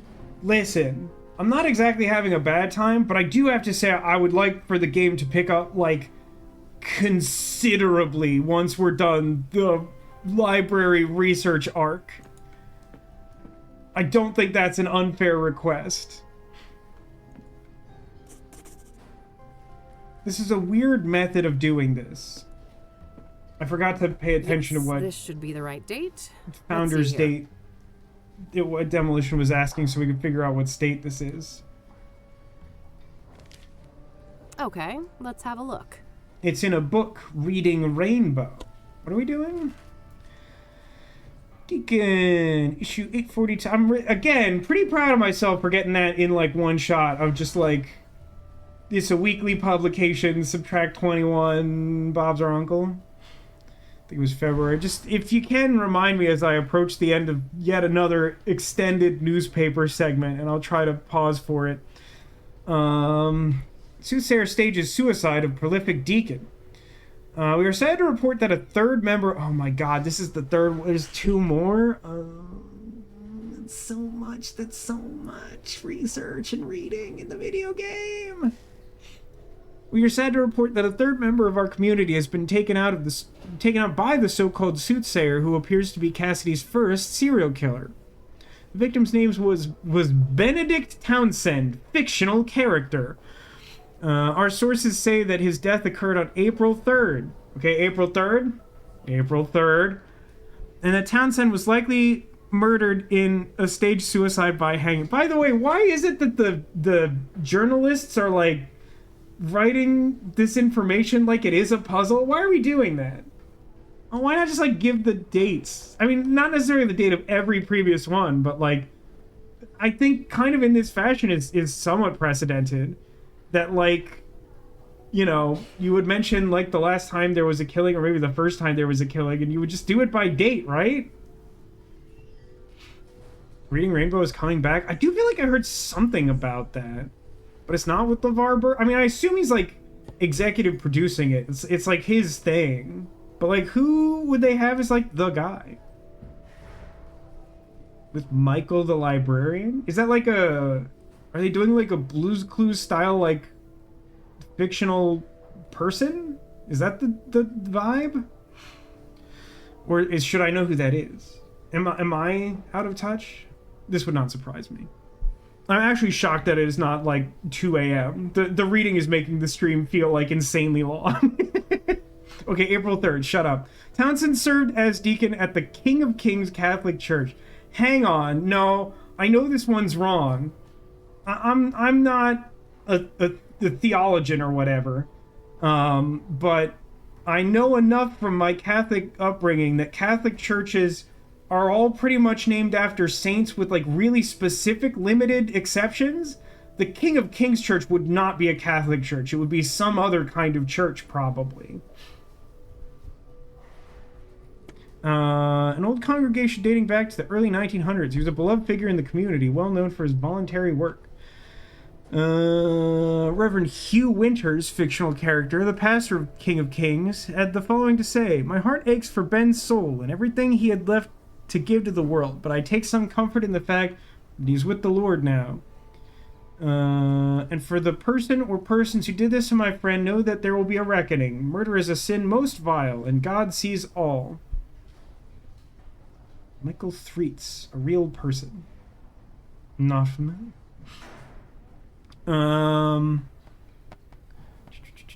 King of Kings remains open as the crime occurred in the adjacent rectory building. However, the rectory will remain under lock and key until properly consecrated. Interesting.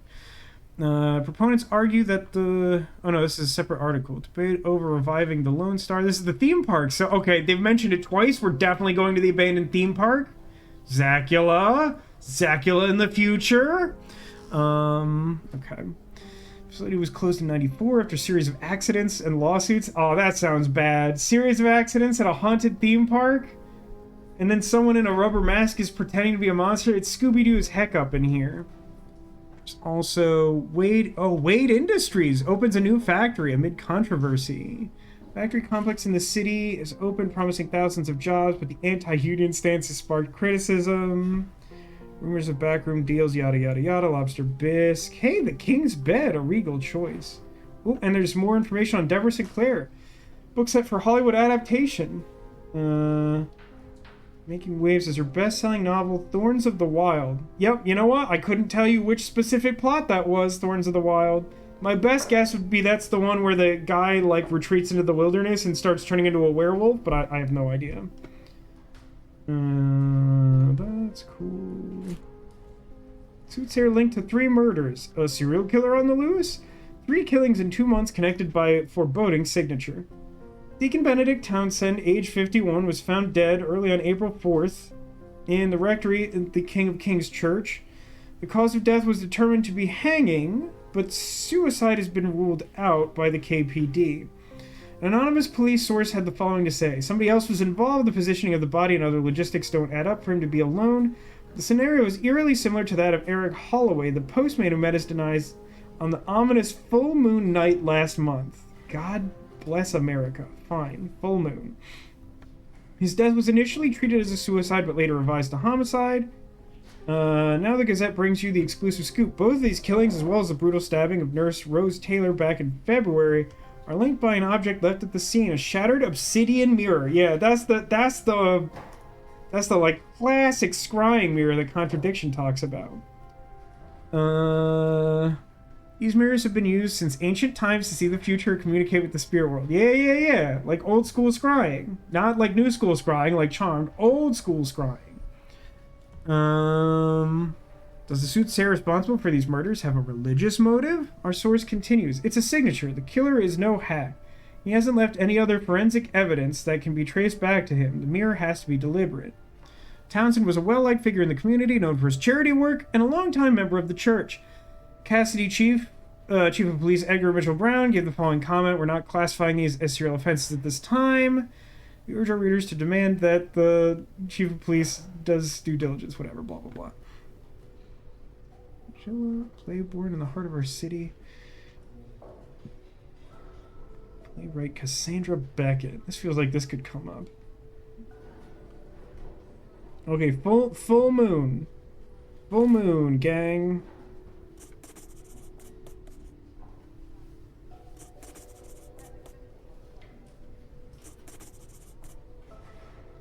Hey, what do you think about this church? I'll make sure to look into that church later and maybe find the address. For now, let's move on to victim number 2.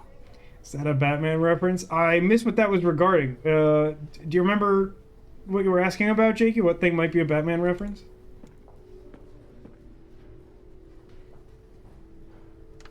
Full Moon Bind.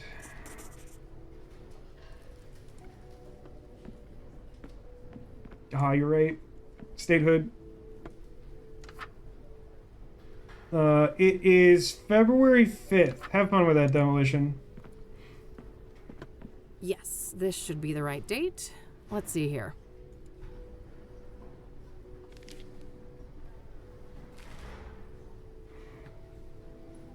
Prominent suicide morphs into homicide.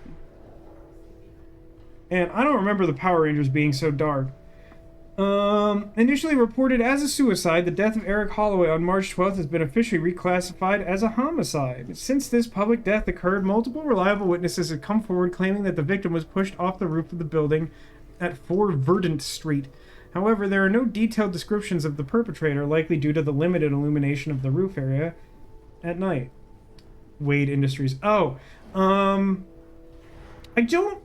think so. The reason I remarked at it, if you're curious, is just that in Kathy Rain 1, you learn that like one of your grandfather's friends from his days in the Air Force, which is like a big part of like the case you investigate in that game, which is basically like what happened to your grandfather, is this guy Charles Wade, who's like a billionaire curmudgeon, and Wade Industries was you know, like the company that made him rich. They don't talk like in extensive detail about what it does. It's just kind of implied he's business, I think.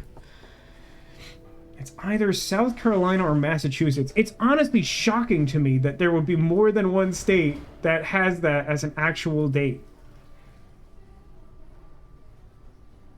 South Carolina or Massachusetts. Interesting. How it led a quiet and simple life working as a mailman for the city and is said to have been well liked by his peers. However, there are unverified reports of mental health problems related to the death of his fiancée last year.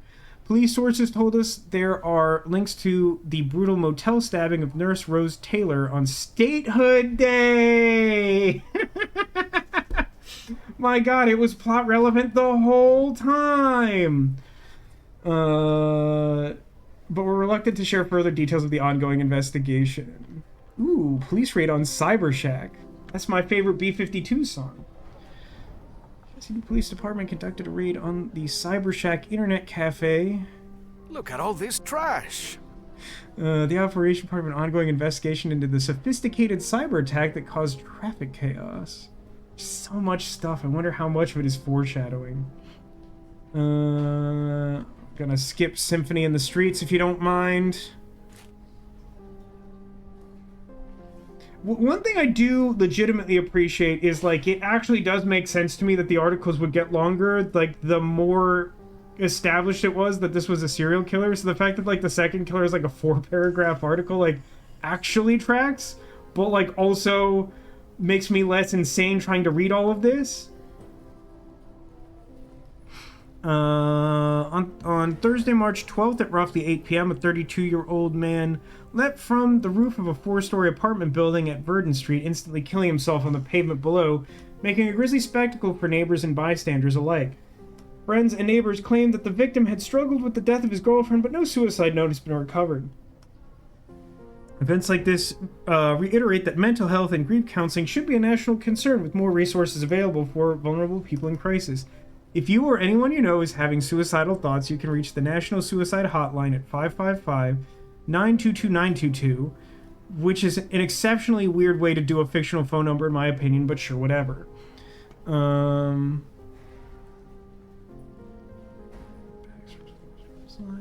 Wade Empire heiress takes over Wade Industries. That would be Erica Wade. To the surprise of many, Erica Wade, heiress of the billionaire Wade family, was recently appointed as the new CEO of Wade Industries. I mean, if Wade wasn't just an angry old man and was a vigilante crime fighter, I feel like you would probably be right about Wade Industries. But, like, I think it's either a coincidence or at most just kind of fun to make it sound like Bruce Wayne. I don't know. Charles Wade has been expected to step down for some time due to persistent rumors of him suffering from late-stage Alzheimer's. However, the choice of Erica Wade is unconventional, primarily due to her lack of management experience. One of her first acts as CEO was to conduct a dramatic reshuffling of senior management. These sources tell us COO and CFO have been replaced, with more to come. In a recent press release, Erica defended her actions. Changes in leadership are essential to drive Wade Industries towards innovative and sustainable growth. Sustainable growth. Not infinite growth, but, you know, whatever. We are aligning our team to better meet the challenges of our dynamic industry in these turbulent times. Despite her reassurances, these high-profile changes have only added to the uncertainty surrounding the company's direction. Stakeholders are now watching closely to see how these strategic moves will impact the company's performance and whether Erica can navigate Wade Industries through this period of upheaval. Sources close to the matter suggest a more sinister course of events. Never once in his decades as CEO had Charles ever considered Erica Wade to be a serious candidate. This is a hostile takeover. That's curious. At market close yesterday, NASDAQ share prices for Wade Industries dropped 18 points, marking one of the most significant single-day declines in the company's history. And, news story, rare bird spotted. Birdwatchers and ornithologists alike are flocking to City Park after the rare crimson-winged finch was spotted. Crimson, that could be bad. Drawing attention to local biodiversity. The species was thought to be entirely extinct in the U.S., making the sighting an extraordinary historical event. We're almost done. God, look at all Eric's this trash. address isn't too far away, but I should learn all I can here before I visit any of the crime scenes. Coming up last, the very first victim of the Soothsayer. Oh, Neko, there's a comment that accompanied her look at all this trash. I thought she was just mad about the newspaper and the, like, 2 hours of reading. Neko says, I got to do magical girl transformations into trash bags. What is that? Oh, is that in Hello Kitty? You can, like, change into trash bag outfits, but you do magical girl transformation to do it? Jakey says, I could just imagine that the devs of this game wanted to go into journalism. I mean, I'll say this. Like, it doesn't make any sense to me that the like, in-world journalists made, like, a puzzle out of, like, figuring out when the victims of this crime happened, but, like, I appreciate the functionality of this puzzle as being, well, more accessible than much of what we encountered in the first game.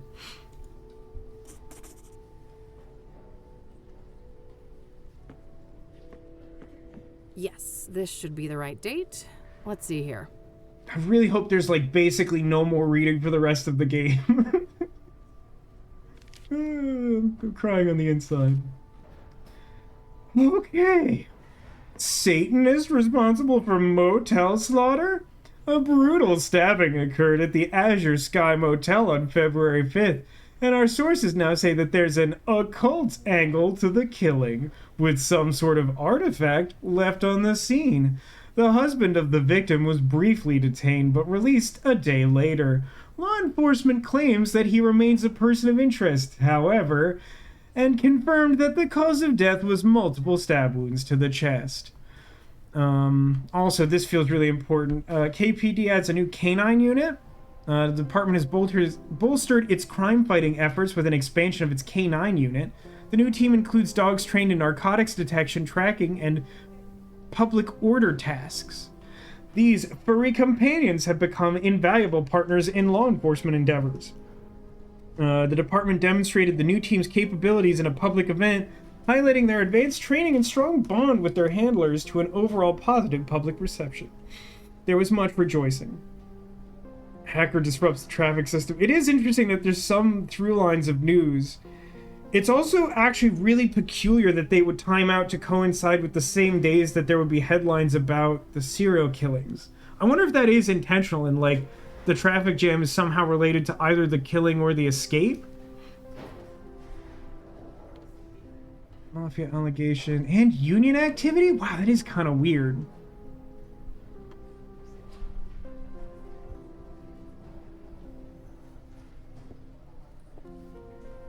So, the long-standing leader of the Industrial Workers Union was ousted following allegations of organized crime. The scandal rocked the union community, with members calling for transparency and reform. Oh no, Patterson's Bakery closed after 80 years. What a shame. Motel murder mortifies management. I think we might be at the end of our reading, but at the very least, I'm at the end of my rope. Okay. View from outside the motel. On February 7th, Rose Amanda Taylor, age 47, was found dead. Okay. Am I insane, or is it the case that every time we've looked up one of these dates, the two publications that we keep finding give different death dates? Like, am I losing my mind? We know that the correct date is February 5th. That's Founders Day. We've established this.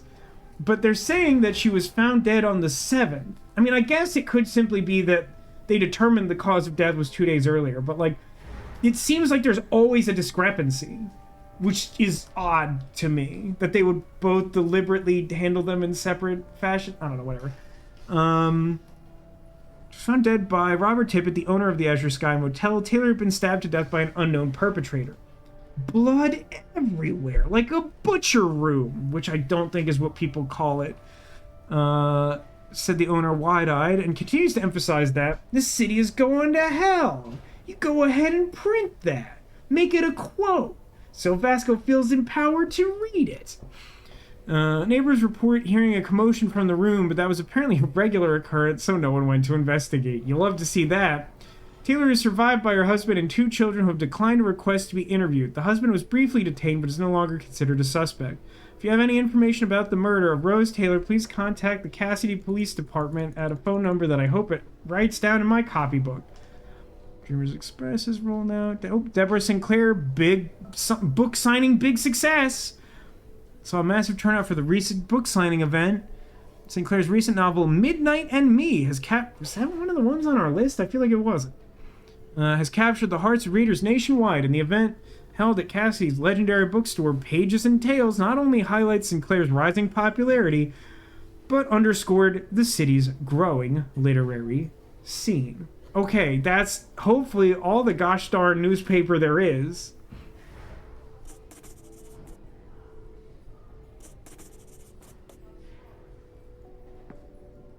All right, that should be everything on the microfilms. I think I'll continue to focus on gathering information today and then head to each of the murder sites tomorrow. Each of them? Didn't you say like some were local and some were like a day's drive? If you need help with what to do next... Oh, hang on, there's an achievement for that, which apparently coincides with Demolition's confetti cannon. If you need help with what to do next, try opening your Okay, fine. Just do it. Because like, there was a lot of drilling down into that like I've lost the plot of anything else I was supposed to be doing. Like that was just kind of a lot. So like I don't normally like hints, but just like remind me what you think I'm supposed to do next. Follow up on clues. Thank you so much for that. Thank you for maybe the least helpful clue of all time. To keep an eye out for clues. I think I'll look into that church next, the King of Kings. There was no mention of an address for it in the newspapers. Ooh, I guess I get to go home and check the yellow pages. Yeah, clue. Try having a clue. Oh, it didn't write down the police station phone number. What a tragedy. I don't think I need to do anything else here, though. Which is good, because I now hate it here. It's a lovely place to visit, and I never want to come here again. What? Oh, I clicked umbrellas accidentally.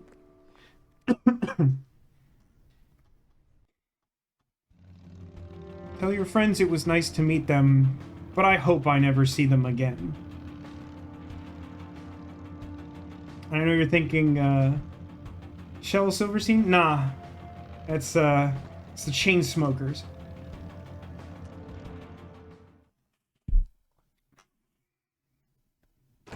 I really like that lyric from that stupid song. Closer. It's not blinking, so let's just go to the phone book. You need a helpful dog sidekick. I mean, we have kind of a lovely cat sidekick. Does that count? Great. I've got the address to the church. I'll head over there tomorrow. I think it's time to see what I can find about the Azure Sky Motel. It's likely in this phone book here. I mean, I was actually going to do that next, believe it or not. That thought had occurred to me, as that was a place I could probably look up, and I should do it while I was here. Got the number. I'll call first and see if a visit makes sense. Oh, tell me more about this mystery. Mystery says, oof, Chainsmokers, ugh, I worked with them, awful people. I don't know very much about them other than their music. I don't know that I find that terribly surprising, but I don't think I've heard that either. But like, in what context did you work with them?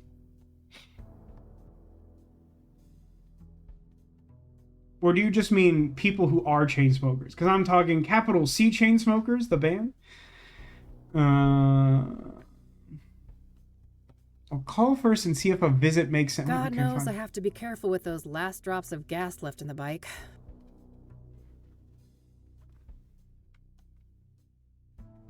It's funny we care about gas.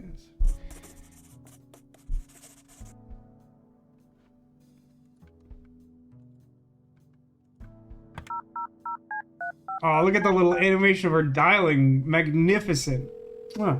Thank you for calling the Azure Sky Motel. Oh, I don't want to go there. Oasis in Cassidy. How may I help you? It sounds like Momo runs this place. The, like, Yakuza guy from the Somnium Files games.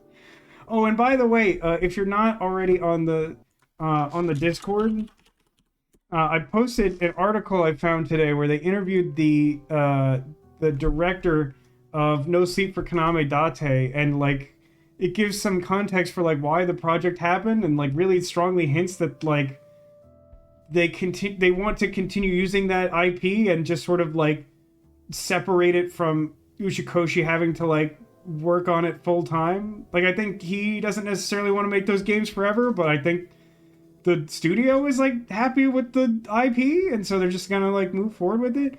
In the article, the director even says he has interest in making the game into a JRPG where Boss and Iris are playable characters, which is weird and interesting. Would you prefer Mama? No, but I don't know that either one of them is a great choice for person to run reputable hotel. Hi there. This is Kathy Rain from Rain Investigations. I have some questions. So hang on. Mr. says lead designer at startup that was in the Scooter Braun world. Sinaloa of Bieber, not familiar. Ariana Grande, and big push with Chainsmokers. The app was for young kids, very Facebook in nature. Did you, like, work with all of those people?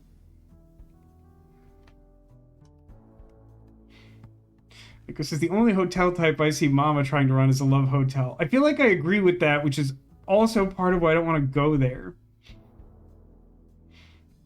Tea on all these people. Also, company management had a lot of crossover with people who quickly then became Barstool Sports. Ooh.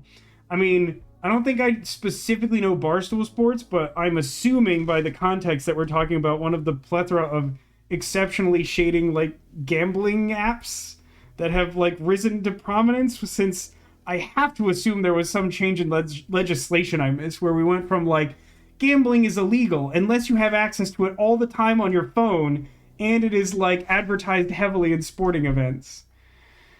Worked with their handlers mostly, but forced into some promos with the artists.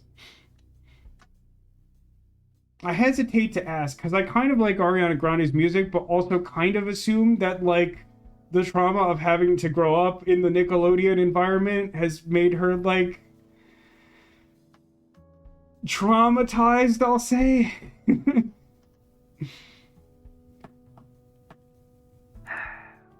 Alright then. Tell me about the hotel before I start asking invasive questions. Yeah, something is very wrong with her. Yeah, I hate to say that doesn't surprise me. What can you tell me about your motel? The Azure Sky is a long-time family business. We've been serving tenants faithfully for over 40 years now. Oh, wow, quite a while. So, how many tenants do you have? Yeah, I mean, like, you have to cut her some slack knowing the Dan Schneider universe of, like, absolute horrors. Woof. We don't keep records of the number of tenants, but we have 50 rooms of varied sizes. We're about 3/4 full, but expecting to be fully booked during tourist season in the summer. He speaks so deliberately, it's genuinely a little upsetting. Also, is this like a word problem? We have 50 rooms, but we're about 3/4 full. At what time will this train arrive at Cassidy Station? Wait, tourists actually come to Cassidy? Somebody deserves a raise for one hell of a marketing campaign. You're like literally talking to like a business adjacent to the tourism industry. Maybe like don't make a Kathy Rain comment right now. You're trying to get information. Hello? No patriot of the community, huh? That's a shame. This city has a lot more to offer than people like you give it credit for. To each their own, I guess. Okay, now that we've had that relatively polite interaction, let me dive into the opposite end of the spectrum. What do you know about the Soothsayer? I know more than I'd like to. I could have gone without a close view of his handiwork, that's for sure. Unless this guy's the owner. It's not guaranteed that the owner would be the one to answer the phone. I can imagine. A brutal stabbing, I take it? She says, I was in a film with her last week and she seems even more off than when I interacted with her 10 years ago. That's rough.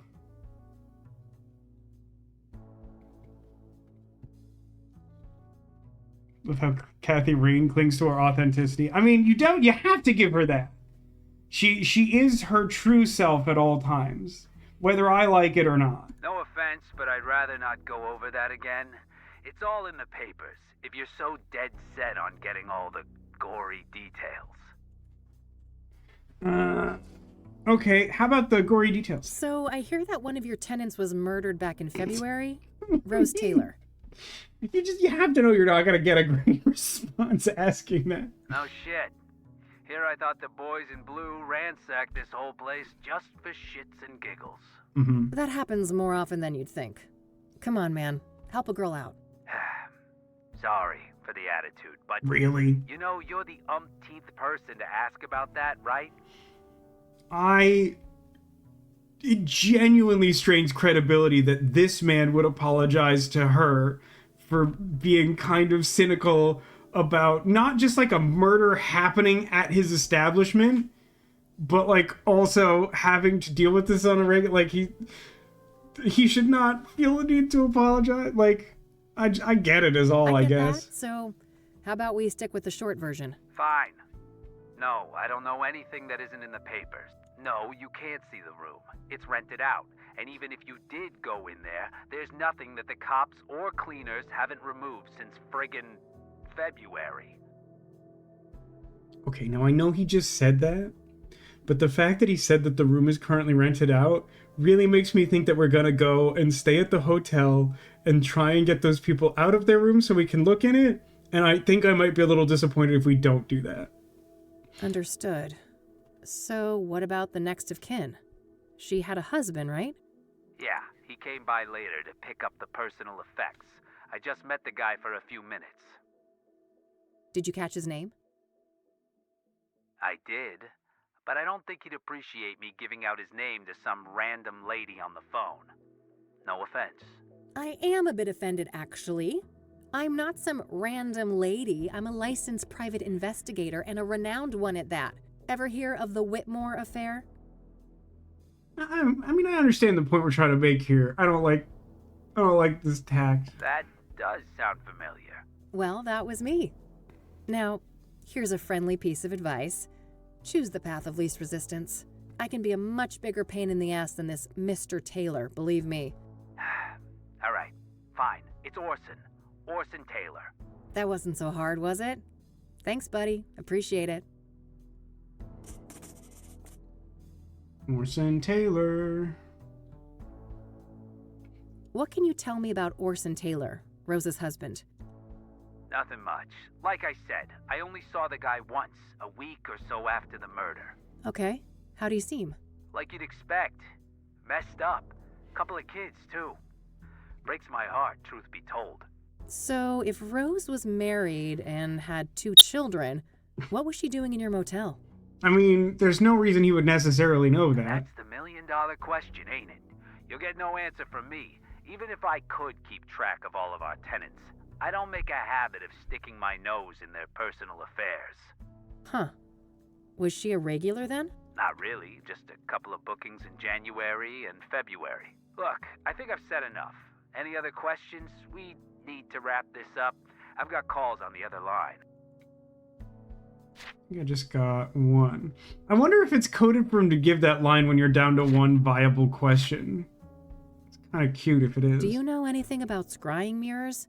Only that our psycho killer enjoys breaking them around his victims, but I have no interest in understanding a nut like that. Okay, I love you. Bye-bye. That's all, thanks. You're welcome. Have a great day now.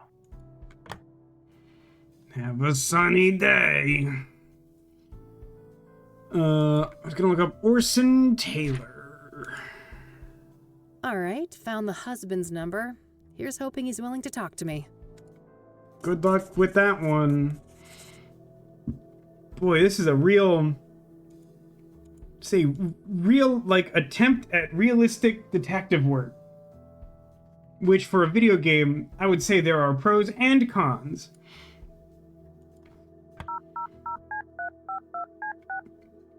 Beep boop beep boop boop boop. Anyway, beep. You've reached the Taylors. No one's home right now, but if you leave your details after the beep, I'll get back to you. Hi, Mr. Taylor. This is Kathy Rain, private investigator. I was wondering if I could ask you some questions. You can reach me at 555-142-062. Thanks in advance. Bye. Is there another country where, like what are we looking at? A 9-digit phone number is like the standard? Particularly one that's like framed that way, 3 and then 6? I doubt it. I assume it's just like to avoid using a real phone number with the 555 and all that. But it's just interesting that like, it's just interesting. I don't know. I think I followed up on what I can today for each of the different victims. Just one thing left to do. I noticed that the Gazette had the best coverage of the Soothsayer out of all the city papers. I think it's time to pay a dear old friend a visit. New location added, but before I can go, Pet Mildred? Plotting world domination as usual, Mildred?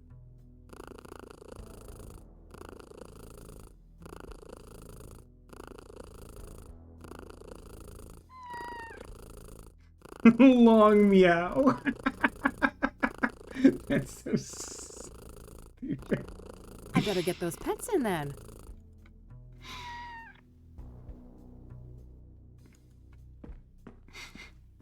You love Cat Neko? I'm so surprised.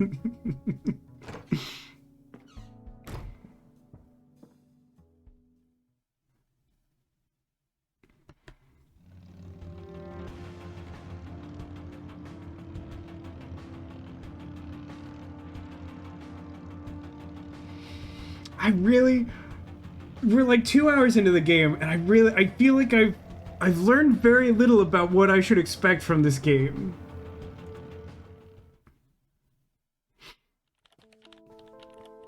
All right, here we are. Let's see how E is doing. It's time. Hello, sunshine. How's my favorite Christian reporter? Really weird way to start a conversation, but go for it. Oh, what do you want, Kathy? I'm on a deadline here. Whoa, what's with the tone? Are we not friends? Are we not roommates? No small talk, huh? Can't I check in on a friend? I wish, but we both know you only show up when you need something. Ouch. Well, I did have something I wanted to talk to you about. Some countries use a 9-digit phone number like the Netherlands. Any chance this was made in the Netherlands? Let's hear it then. I'm really disheartened to hear how tired she is of our presence. That makes me really sad. How about the Soothsayer? What do you know about the Soothsayer? The serial killer? But... oh no, it's that stupid reward, isn't it? You betcha. Money in the bank, baby. Oh, brother. I'd say this is a terrible idea, Kathy, but it's not like you listen to me anyway. Oh, come on, Eileen. Don't be like that. Yeah, come on, Eileen. If you know what I mean. No, don't even go there.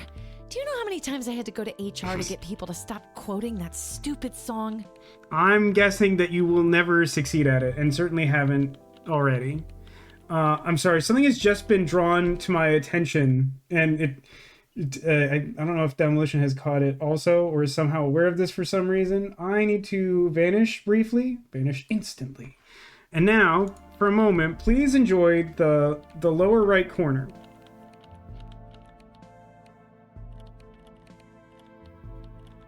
It is the very familiar...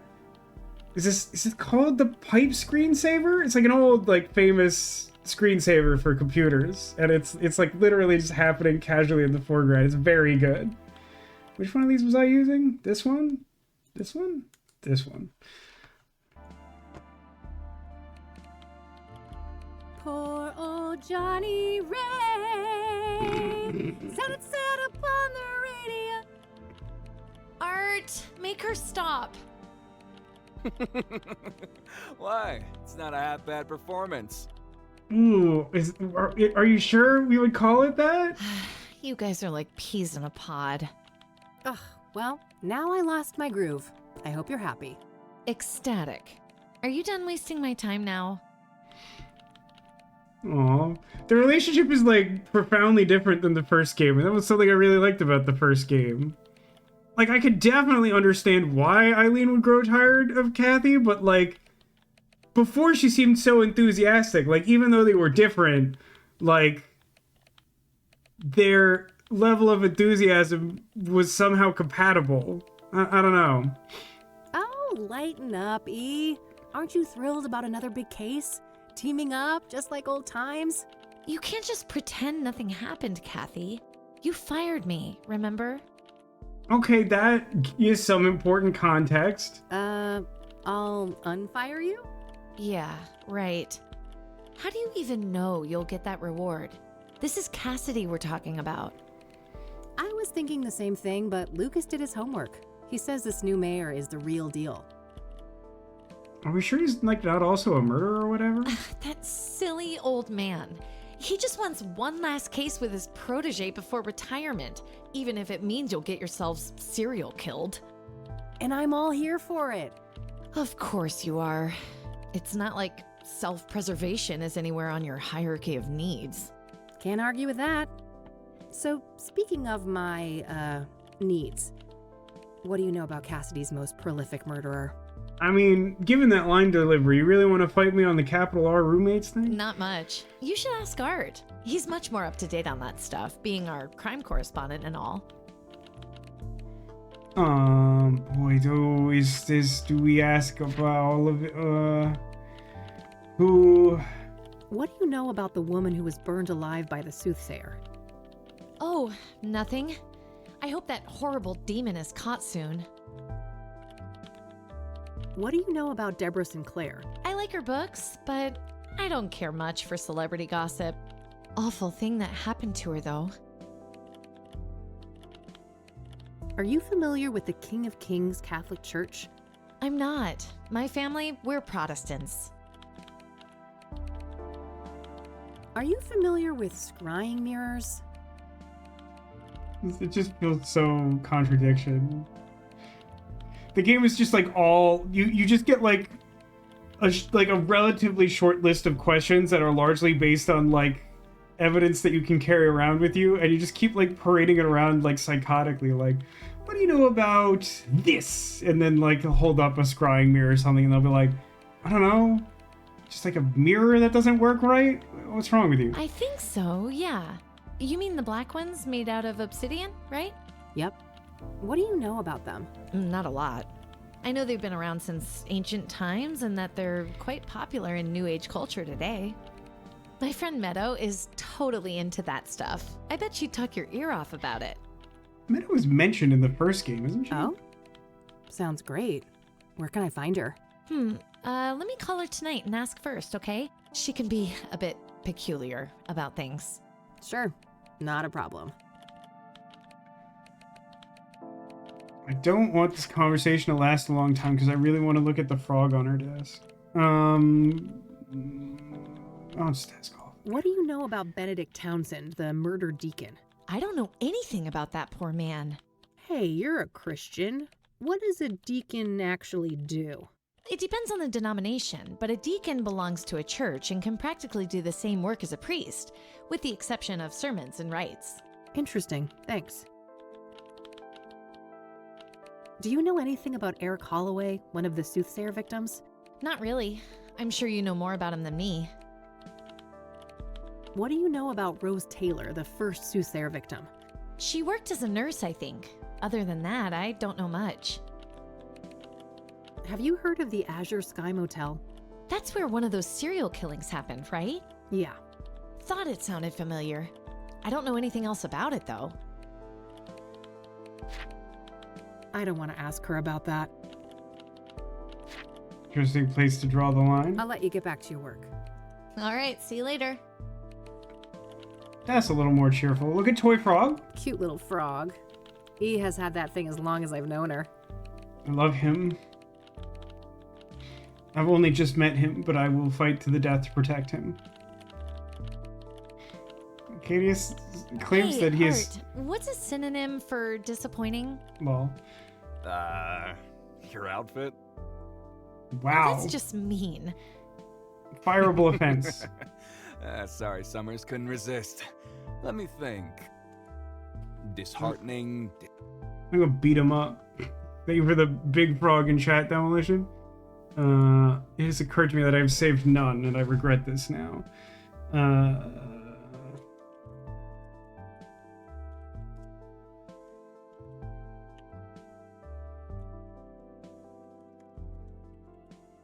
It's too many letters. Oh, I can't put a sad face. Dismaying. Dissatisfactory. Oh my god. I how many, think like, I'm looking things are- for a stronger statement. Then I'd go with depressing, distressing, or maybe demoralizing. Demoralize. Hey, E, can I have one of your cards? Oh, and Echo says the devs of this game are based in a country with a 9-digit phone number. Is it the Netherlands? I did miss your comment if you confirmed that. But Alcadius had also said, I might have just found the worst puzzle in a game ever. So this is the, what is it called? Digimon, is it Time Stranger?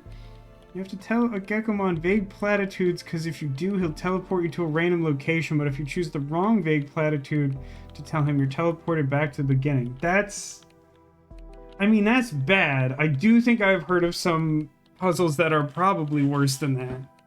Like the one in, what is that thing called? Is it Abduction with an O? I've heard descriptions of a puzzle in that is really heinously bad. Country is Sweden. Sure, go ahead. Sick got her business card, gonna impersonate her at some point. Can I have your tape? Hey, do you mind if I borrow some tape, E? Fine. I mean, listen, I get why she doesn't like us, but we're endgame. Nah, I'm not that desperate to get hydrated.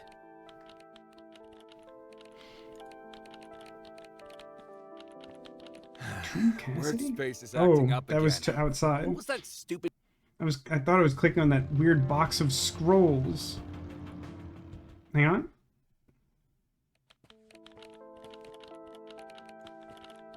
I am supposed to talk to Art. There's also like Art 80,000 Hopkins, interactables. Just the man I need to see. That's so. This better be good. Oh man, I have like, okay, this is like a serious problem. Like, even though we're definitely a little like info dump heavy for the start of this kind of game for my taste, I don't think that much that we've encountered so far in this game is like outright bad. This is a little tedious to have like this many things to be able to ask about early on. And like, I genuinely don't know what things this guy might know about, so I kind of have to ask him about all of them. It's a lot. It's just a lot. The progress at the start of this game is very slow. What do you know about the Soothsayer? What do I know? I made the Soothsayer. Before me, he was the Mirror Murderer, the Cassidy Ripper, or whatever derivative moniker those dullards at the Times or the Sun can muster up. Oh, wow. So, what's your take on the guy? I could see right through you, Rain. You're a bad apple, and it stinks all the way up here. Finally got a whiff of that reward, huh? I mean, as a journalist, does it actually bother you if we were able to, like, provide sufficient information to stop the serial killer? I mean, I guess if he's like a super not cool guy, then maybe he wants the serial killer to keep killing so he can write about him, but then we should just take this guy out. Sounds like Kathy can't afford soap. I mean, given what we've seen, I wouldn't rule that out. Also, yes, hello, Anime. Welcome to the stream. Can't blame a girl for trying.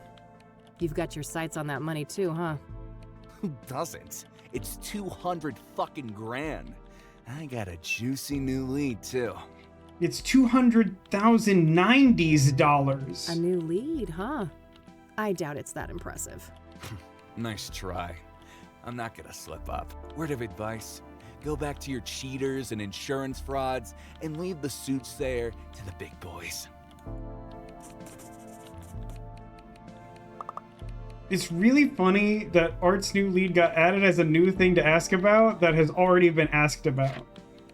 Presumably, I should ask Eileen about that. What do you know about Deborah Sinclair? The most recent Soothsayer victim? Don't waste your breath about the Soothsayer. I'm not gonna say squat.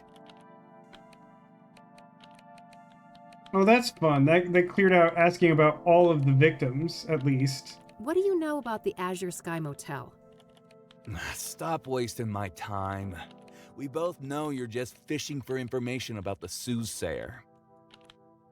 What do you know about scrying mirrors? Certainly more than you. I'd be surprised if you ever picked up a book.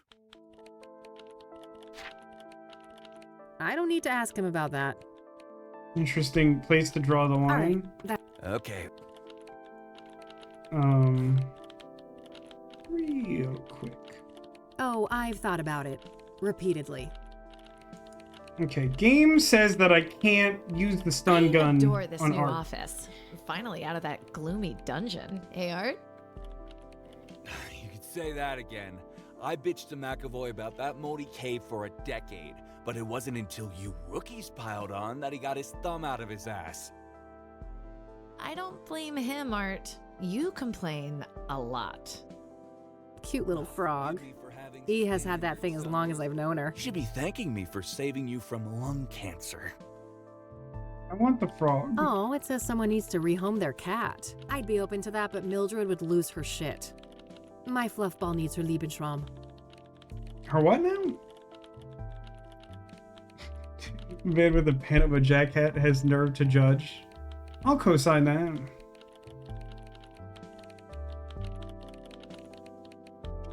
How's that little beeping pal of yours? Beep? Oh, you mean Agatha, my virtual pet? Yes, that silly electronic Japanese thing. Oh, I love her so much. She kind of died. I forgot her at home when I went to church. I can't decide if this was a good decision or not, but it stands. Will there be a ceremony? Very funny. It was a research project. You know I have to stay up to date on pop culture. Sure. Keep telling yourself that, Summers. I guess I'll ask Eileen about Art's new lead or whatever. Hey, E. Yeah? One more thing. What do you know about this new lead that Art supposedly picked up on the Soothsayer? Nothing. I don't work with him directly. Maybe you could find out? No, Kathy. I respect Art. I'm not gonna mess with his story. Why do you respect him? I'll let you get back to you. All right, see you later. Oh, that sounds more like Art the... too much to do a little digging, huh? Oh no. That guy's a grade A asshole. It shouldn't take much to bring that out front and center. That does sound like a Kathy Rain approach to this problem, huh?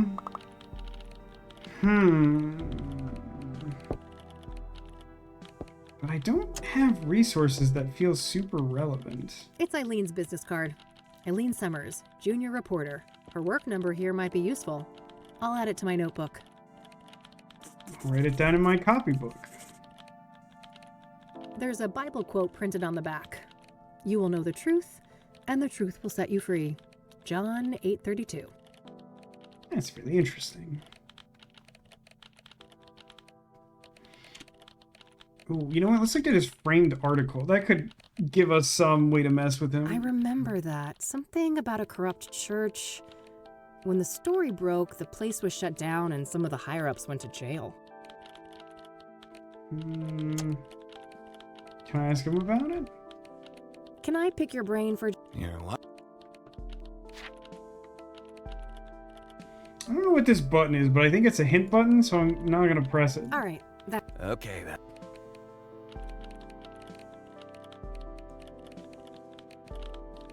A few family photos.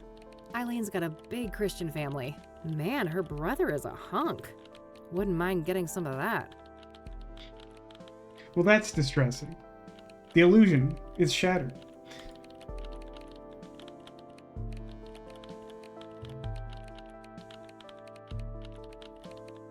See, I don't know what you're talking about, Mystery.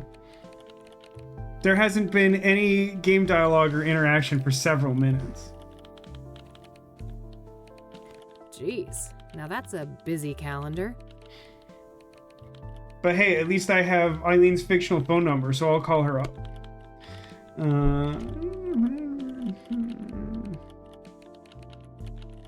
Some old sports trophy. Guess Art was into that in his oh-so-distant youth. Neko points out, obviously just by. I mean, yeah, obviously. Of course he's a green tea guy. Drinking coffee like a normal person would be much too sane. Vintage, huh? I can respect that.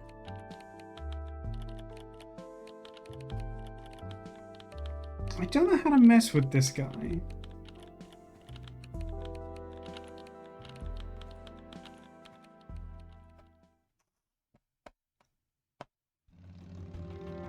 There are not a lot of places I can go. I'm of the impression that I would need to get this information to end the day, because it seemed like the last thing to do was to talk to Eileen, and I don't think we've reached... I mean, I can go back to the office apartment to determine whether or not I can go to sleep, but I don't think the game is suggesting I have done the day. Good opportunity to touch the cat. I've already caught myself a little serial killer, haven't I? Yeah. Your secret's safe with me. There must be a trophy for, like, every individual. There it is. Serial stroker. Couldn't keep your hands off your favorite fluff ball. Did it. Got there. So... Hey, Miss Toasty, welcome. Welcome to the stream. How you doing? We just got an achievement for petting the cat because we're playing a video game, and that happens every time. Thoughts on how we make Eileen hate that one guy enough that she sabotages his work?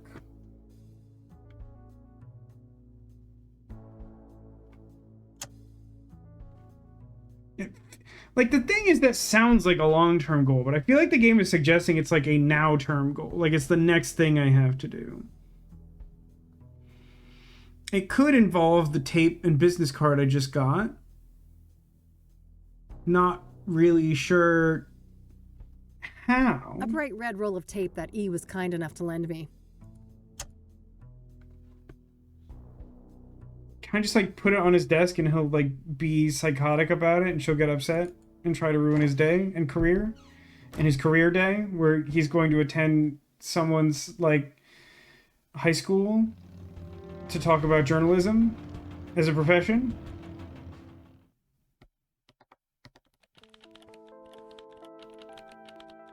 Cute little frog. E has had that thing as long as I've known her. The dialogue hasn't changed, but I covet the frog.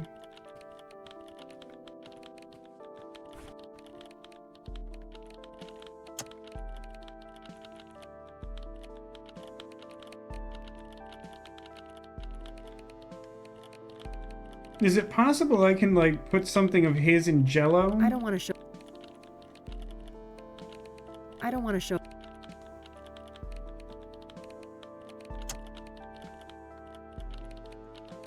I don't want to... I don't want to...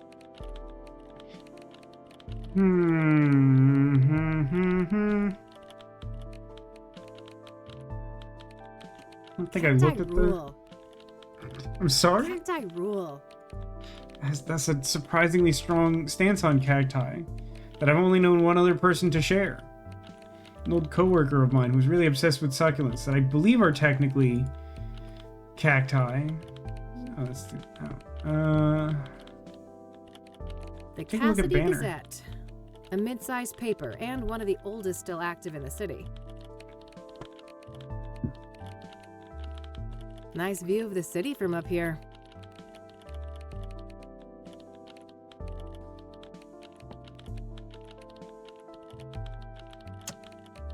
Seriously, any thoughts, chat? I got nothing. Maybe read all the articles in your inventory. Keen, I don't know how long you've been watching. I spent like 90 minutes reading the articles. It is possible that one of the articles might be relevant, but I think I would die. Like, it was so much reading. Like, just so much reading. Actually, could you do me a favor, Demolition? And look up a walkthrough just to see if it is something in the articles, I'll look at them. And if it's not, we'll not talk about it again. If you could, I would appreciate that.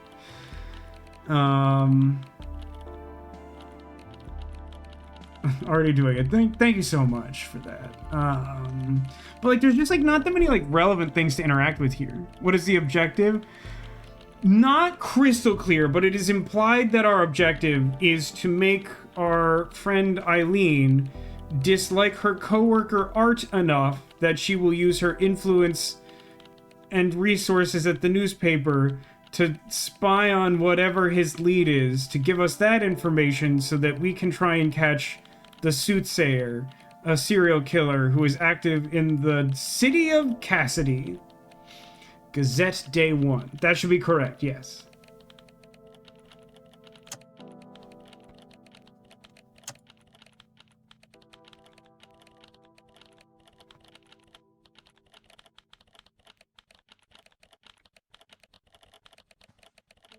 I don't want to take a photo of him.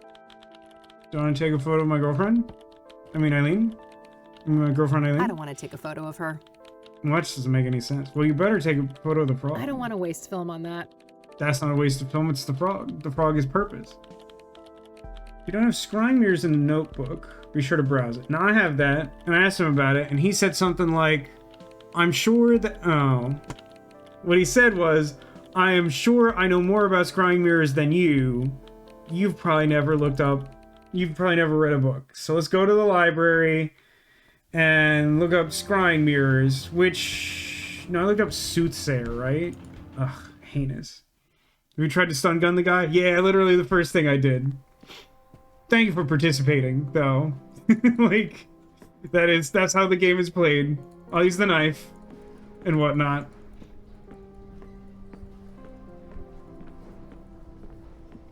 I really didn't want to come back to the library, maybe ever again.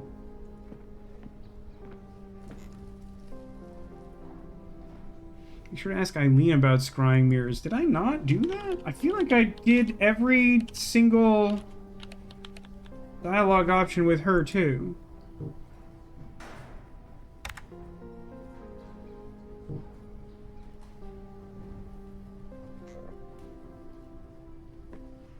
You did. Okay, I'm glad there's some confirmation on that. Church. Ask him about the church expose on the wall. I feel like I tried to do that and that wasn't an option. Did I really miss that?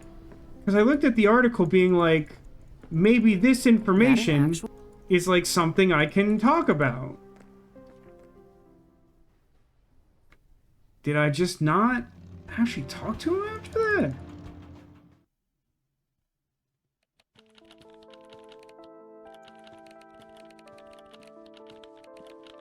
Can I pick your brain? Yeah. I mean, it didn't get added. Up. I remember that. Something about... Ask Art about the church expose on the wall. Is there something that lets me do that? Because, like, I literally tried that, and I've just confirmed that I didn't miss it in the dialogue tree. It's not there. And let's talk to Eileen, also. Hey, Missing hitboxes. I promise you, that's not it. I have combed the hitboxes of this room. And I have interacted with the article, to be clear. With the express purpose of using it to leverage the exact thing I'm trying to do. I'll let you get back to your... All right.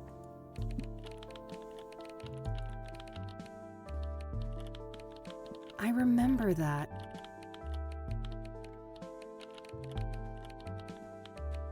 Can I pick your brain? Yeah.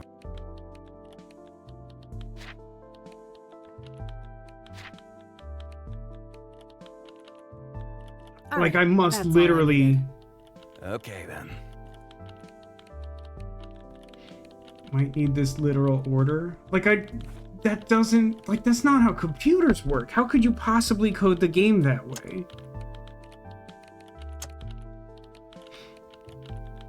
Go back a step.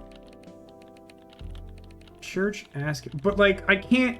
Like, go back a step. Because, like, we can't ask him about the church. There could be another prompt or something in there that's required to make it, like, an actionable thing. Like, something preposterous, like, take a photo of the article or something. But, like...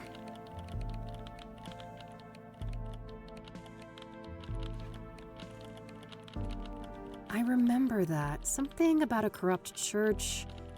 When the story broke, the place was shut down and some of the higher-ups went to jail. Ask the librarian about Deborah Sinclair. And then about her murder. Look up King of Kings and Azure Sky Motel in the phone book. Call Azure Sky and ask about Rose. Look up Orson Taylor. That's the previous step? I've literally done all of that. That doesn't make any sense. But, like, you see me asking about the church, right? Just to be clear. Like, I don't interpret any, like, missing step here from what I'm seeing.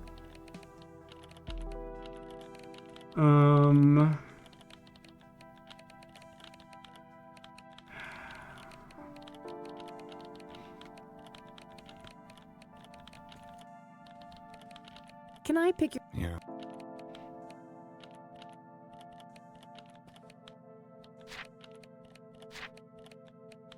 I mean, I guess I could try asking her about scrying, even though it's not, like, Hey, re-highlighted as a new option. Are you familiar? I think so. Yep. What do you know about them? Not a lot.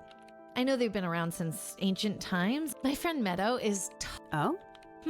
Let me call her... Sure. Yeah, like, we for sure asked about it. I'll let you get back. All right. Wait. Can I pick your... Yeah. I mean, it's grayed out, but when it says ask about church, does it mean the Catholic Church? Are you familiar with the King of Kings Catholic... Don't waste your breath. No, that does not yield a different result. Want the next step? No, because I can't trigger that, so the next step can't be that useful.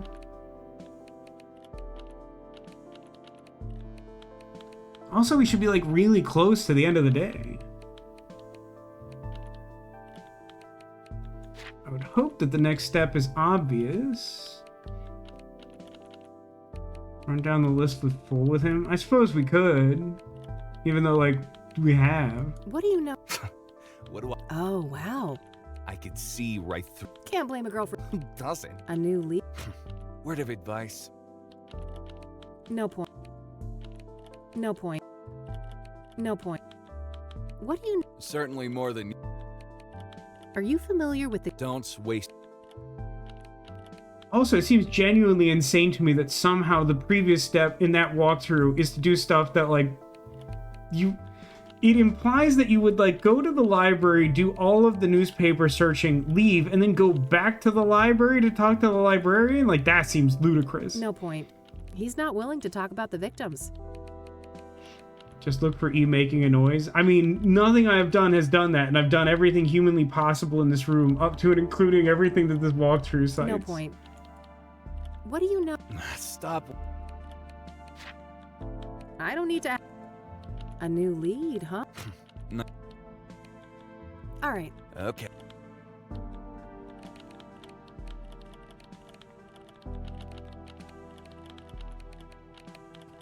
Some old sport.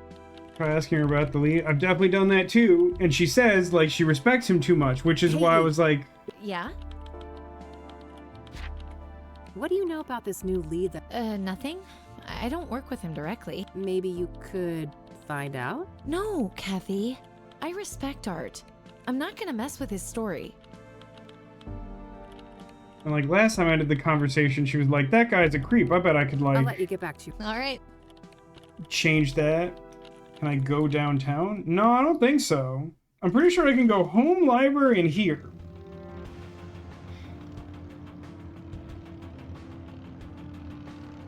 I am correct. I'm thinking that this may not be a good walkthrough. Like, I don't mean to be critical, but it sounds like, for one, the sequencing on the previous step sounds wrong. And for two, it really sounds like there's a step missing here.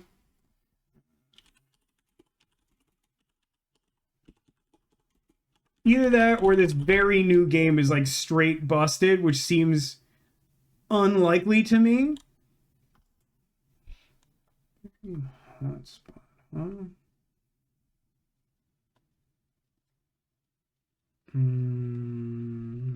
Maybe this? Here, Big Vasco, while I do this. This is fun. Those like those, right? Through. Every walkthrough. Day 1. Boy, that's a lot of microfilm, huh? Gazette. Try asking Art and Eileen about objects in the room. I mean, I feel like I've done that in so much as the game will allow it. Did you ask Art about the church expose on the wall? What? I don't understand. I don't understand. Oh, you're using the Steam one? I think that's the one I'm looking at, probably.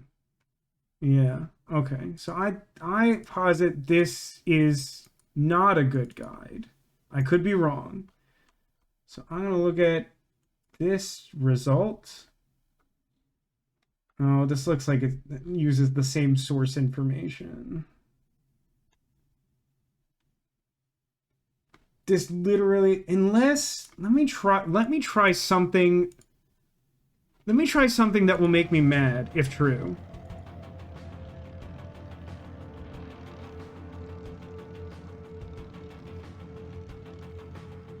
I mean, in terms of structure, the thing Demolition and I were looking at is good, and that you have to highlight individual steps of progress. No, I can't drag it like inventory items is what I was concerned might be happening. Let me look at Keen's thing. Oh no, use this thing? Big Vasco. I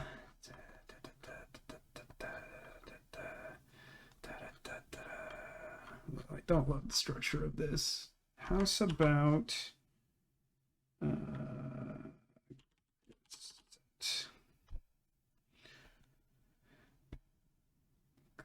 choose the following dialogue options. Soothsaying, scrying mirrors. Go over to Art, speak to him, asking about Soothsayer. Ask Eileen about new lead. She doesn't want to.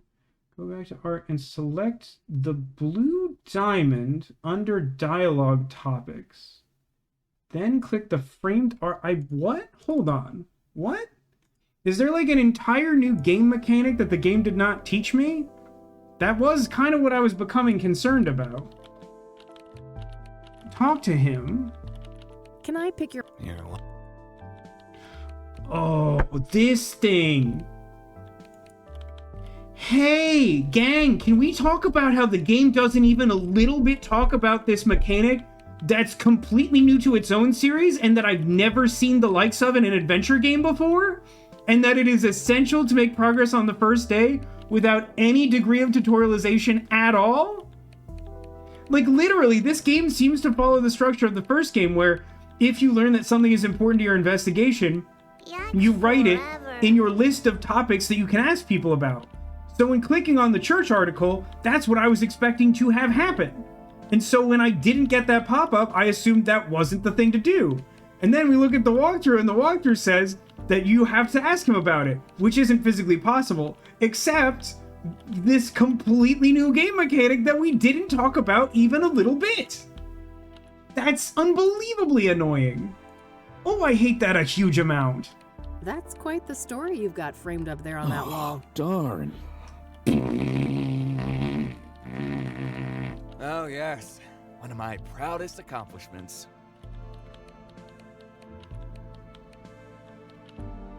Picture an egg.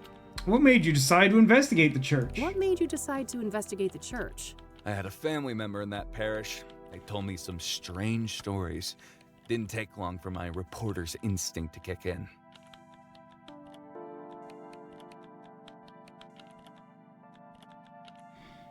It must have been tough to ruin a loved one's place of worship. Oh. Must have been tough to ruin a loved one's place of worship. They're better off, believe me. I'd prefer to keep them out of organized religion altogether, but at least now they're no longer associated with goddamn criminals. Okay, I think I did it. I might have exhausted those dialogue options had we not had to go to such great expense, but Okay. I'll take my time save here out of spite. Oh, I didn't realize there'd be dialogue there. Let me talk to Eileen. Hey, E. Yeah? I gotta say though, I feel like it would not come as a surprise to this woman who works in an office with this guy every day that he has very strong negative feelings about religion. Mature. What do you know about this new lead that Art's... Nothing. I don't work with him directly. Maybe you could find out? I feel like he can hear me. No, Kathy. I respect Art. I'm not gonna mess with his story.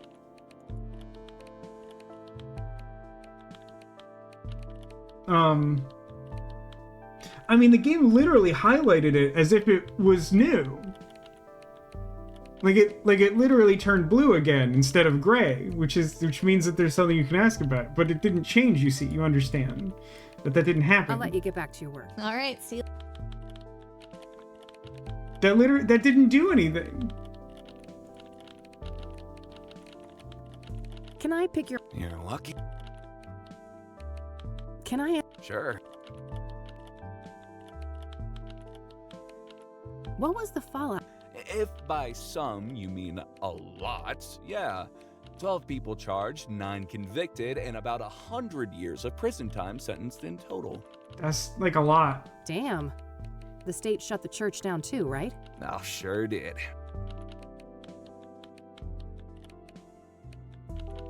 Oh, I just have to keep doing this? Is that how this works? Henry says, my guess is that this was supposed to be a tutorial about the button in the notebook, but they didn't do the tutorial and just hoped you'd click it. I mean, like, I think I agree with you, except I also don't think that makes any sense. Because for one, again, regardless of any other factor, it is new to this game series. This is a sequel in a series, and the previous game didn't have it. Secondly, and maybe this is a little bit more niche or what have you, but like, I am a seasoned adventure gamer. That interface with no explanation looked like it could be some kind of hint system that I don't necessarily want the game to just suddenly start solving stuff for me. After upsetting Eileen 3 times. Okay, yeah, that's kind of what I thought we were doing at this point, but it's tiresome. That's a shame. They didn't have to punish the whole congregation just because the leadership was corrupt. That's a shame. Laying it on really thick. They didn't have to punish the whole congregation just because the leadership was corrupt. You don't know what the hell you're talking about. That place was rotten to the core. I'm just gonna play by the game's rules because I have very little faith in the progression of the scene. All right. Okay, then. That wasn't a great look for Art, but I still don't... Okay, that was the dialogue I clicked past because I thought we were done. Okay. Can I sure, ask see again? the other one. Sure. It must have taken ages to break that story, right? Half a year undercover. Now that's a proper investigation.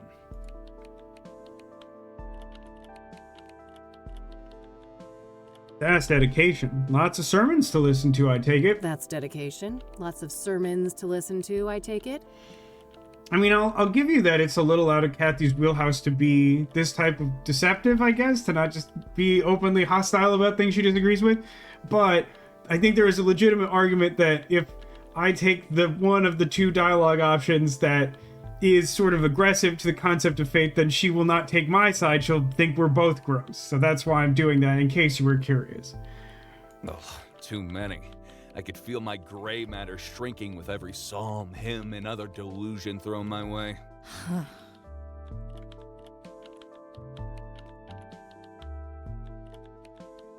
All right, that's all I needed. Okay, then. Oof. I don't think Art's Eileen's favorite person right now. Hey, E, one more thing. Yeah? The same question for like the 5th time? Man, I'm itching to know what Art's new lead on the Soothsayer is. I bet, but I wouldn't know anything about that. Not that he's been my favorite person lately. And by lately, I mean my memory lasts about 5 minutes. You could still find out, right? Don't you want to ruffle that arrogant prick's feathers a bit? Well... Pretty please. Okay, fine. I'll try, but no promises. You're the best. Either that or I'm just a slow learner. And then they kiss. Alrighty, it's getting late. I'm gonna get out of your hair before Art rats me out and calls security. Look at the frog. Oh, he wouldn't do that. He's not as bad as you think, Kathy. You guys are actually quite alike. So then I should be concerned that he is not your favorite person lately. Oh End God, quote. you better take that back before you make me take up smoking again. That's interesting that they made the conscious choice to have her quit smoking. Which, like, I don't think was, like, an extremely common take in the late 90s. Certainly, people have been quitting smoking for as long as smoking has been a habit. But, like, I think the pressure or compulsion to quit smoking is more widespread these days than it was back then. Huh. I have no doubt you'll be able to resist the temptation. Bye, Kathy. Bye. It was a rough scene, guys, but we made it. Made it through.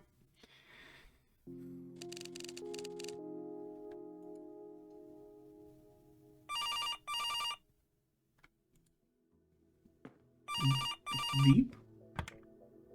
Rain Investigations. Kathy, it's me, Eileen. Hey, E. What's up?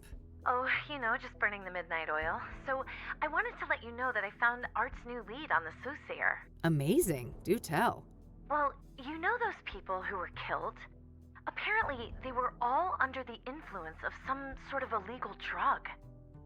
Interesting. What type of drug? Is it Jingle Jangle? I'm not sure, but this toxicology report here says that the street name is Pyre. It's probably the red scythe plant, isn't it? Never heard of that one. I better go ask Lionel. Lionel? Who is that? My drugged... Well, a friend of mine, that's all. My drug friend? Without benefit? Uh-huh. Yeah, I'd say you should take better care of yourself, Kathy, but you've heard it all before. Pretty much, but seriously, thanks, E. I owe you one. Don't worry about it. Oh, and by the way, you know Meadow, that friend I was telling you about? Yeah, what about her? She said you can come see her tomorrow. She's got an RV over on the west side, Sycamore Lane 21. Perfect. I'll go talk to her in the morning. Okie dokie. I gotta get back to work Okie now, but dokie! I guess I'll see you around. I'm so happy for the return of Okie Dokie. You bet. Catch you later, E. Bye, Kathy.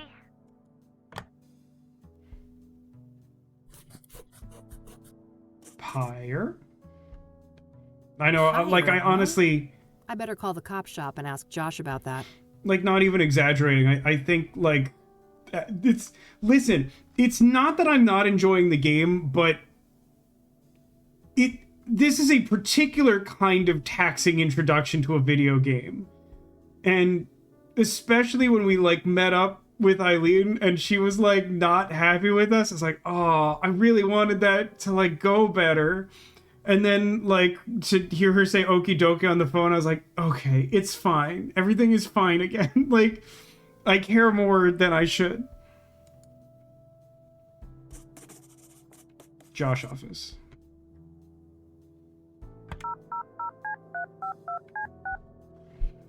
Nago, can you clarify?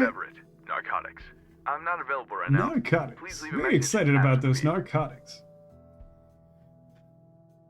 Okay, good night, Vasco and chat. I think, Keen, you mean okie dokie, but okie dokie, have a good night.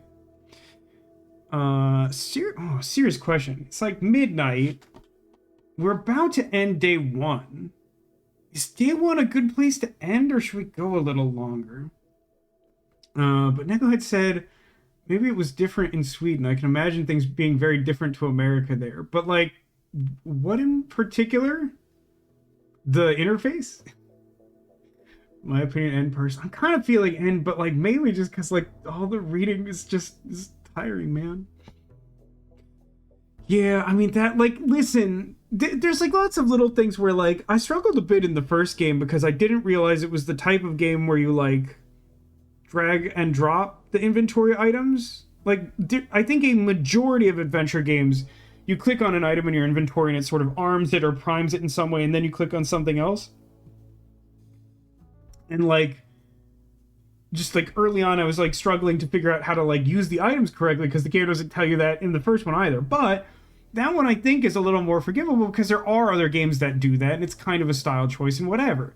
But like, I don't immediately know of another game that like does this weird like ask about something in the room system, which is like pretty bespoke and unique and like not really hinted at precisely by anything in the user interface other than the fact that like the diamond shape is common, but it's not even the same color necessarily. It's like gray in the overworld unless you're highlight. It's just, I don't know, it's weird.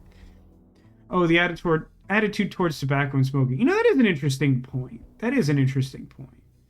Although I was kind of under the impression that, like, with some exceptions, like France that comes to mind, that, like, traditional smoking wasn't extremely popular throughout Europe. But I guess that's not really true. That might just be more of a modern thing also.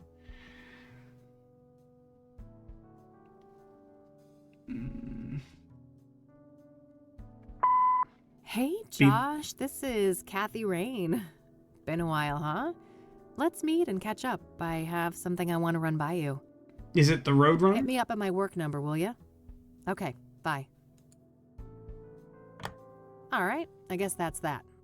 Let's see if Lionel is at his usual spot. Oh, it's still today. Never mind. I thought we'd be done with today. I did see something hinted at in one of those walkthroughs I skimmed through that is probably an achievement and something I should have thought to do. And since it's something I probably should have done and will make you all happy, we'll just do it anyway. Better not. Knowing me, I'll end up with no film left and a million goofy cat photos. No, there is an achievement for it. Resisted the urge to immortalize Mildred. She's only saying that because film is finite. Once she gets a smartphone, we're done. Not getting any progress in future cases. But like, yeah, I probably should have tried that. That's on me. Vroom. The progression in this game is so weird. Like, most of it isn't like inherently bad, but it's so weird to me that you front load the game so hard. Like, I'm absolutely mystified to know what day 2 is going to be like. Cause just like there's like so much reading and setup and like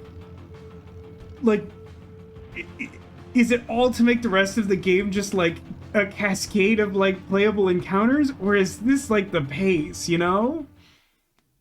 Is there an achievement for trying to use the taser on yourself? Probably worth trying. Yeah, pacing not a strong suit here. Puzzling might be at least a little bit improved from the last game, but that game mechanic issue is real. That I'm not gonna pretend that one's not real. Stun gun Lionel? Probably shouldn't do that. Rockports and other cheap brands. I'm certainly not gonna waste my precious relapse on shitty smokes like that.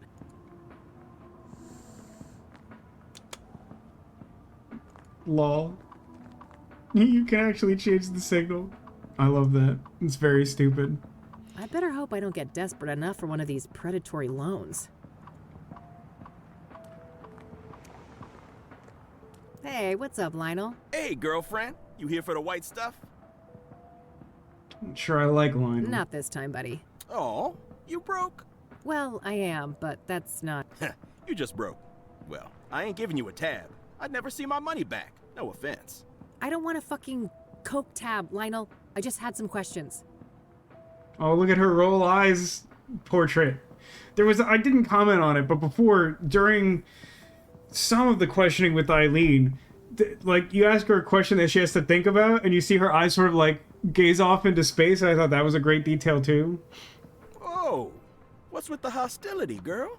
There's no reason to be unsavory among friends. Sorry, rough day.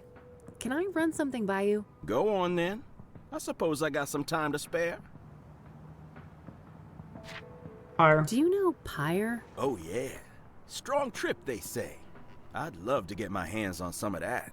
Hard to come by, I take it? No doubt. I never got so much as a whiff of the stuff. Oh, really? Who's slinging? No one I know. Sketchy motherfuckers, though, whoever they are. How so? Well, for one, you won't find them on the corner like us, regular hard-working candy men. Kia, you're all salt of the earth. How do they conduct business then? In the Crimson Realm? Well, they pretty much don't. I'm not following. Well, join the club, because it's some real candid camera shit. Oh, the 90s. Every now and then, one of them dope fiends starts yapping on about some creepy fucker giving them Pyre, and it's always on the house. Trying to run an honest pusher out of business. Some kind of obtuse marketing tactic? If it is, those people sure as hell ain't capitalizing on it. Some half-assed DEA honeypot operation then? No way. The feds don't give a fuck about Cassidy, trust me. Who are these fiends then? Got any names? Nah, I don't ask for names. And the junkie clientele all look the same to me, no offense. Ha. So you don't know anyone who could get Pyre? Some drug dealer you are. No, I didn't say that. There is this one person who just might be able to pull it off. Yeah? A friend of the boss. Ultra-wealthy connoisseur. Tries everything once, apparently. Rich. I mean old money rich. Deeply connected. Quite the sales pitch. Are you gonna give me a name or just leave a girl hanging in suspense? Now. Let's not get ahead of ourselves. Surely a gumshoe such as yourself is well aware that information is a commodity. I told you, I'm fucking broke, Lionel. And I ain't deaf. We're talking a simple exchange. If you find out who's slinging Pyre, you send the Love Lion a word. Well, that seems fair. More than fair, probably. Deal. Loaded guy's name, please. Because is Kathy Ray related to Detective Gumshoe? I mean, if you missed the very start of the stream, Deco, her mentor is a guy who, like, looks and acts a little bit like Detective Gumshoe in a way that I was suspicious of. It ain't a guy, strictly speaking. It's one of those, transsexual types. Prefers to go by the name Hannah Verdue. Okay. I'll give you some leeway, counselor, but mind yourself. Verdue? That rings a bell. Some French family, right? Mine? You tell me. Sounds about right.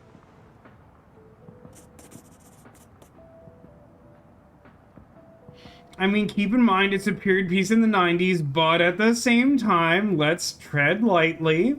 So what do you know about Hannah Verdue? Not much, but I know she owns and runs a place on the south side. The Club of Hearts. Catchy name. Casino? Poetry club, if you can believe that. Oh, that's way less exciting. I can. Sure sounds like an appropriate waste of money for a Verdue. Yeah. I suppose those motherfuckers ran out of rooms to put golden bathtubs in. Either that or mammoth wool rug suddenly went out of style. Zing? So that poetry club, do you know where it is? Southside, that's all I know. Never patronized myself. Guess I'll go check the yellow page. Hey, you know anything about scrying mirrors? What do you know about scrying mirrors? Nothing. What is that? Some new age shit? Oh, never mind. I don't know. It was a long shot, but I feel... Oh, you know what? Let's ask him about the famous author. He might have something about that one, too. What do you know about Deborah Sinclair, the latest Soothsayer victim? Look, I don't know nothing about those murders, victims, whatever. Don't bring that shit up with me. Nico asks, why is that man dressed like a pimp?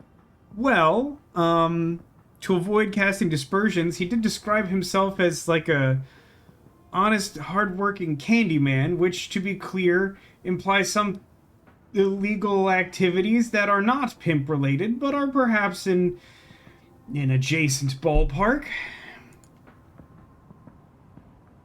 That's it. Until next time. Gotta hit the signal button so I can safely leave.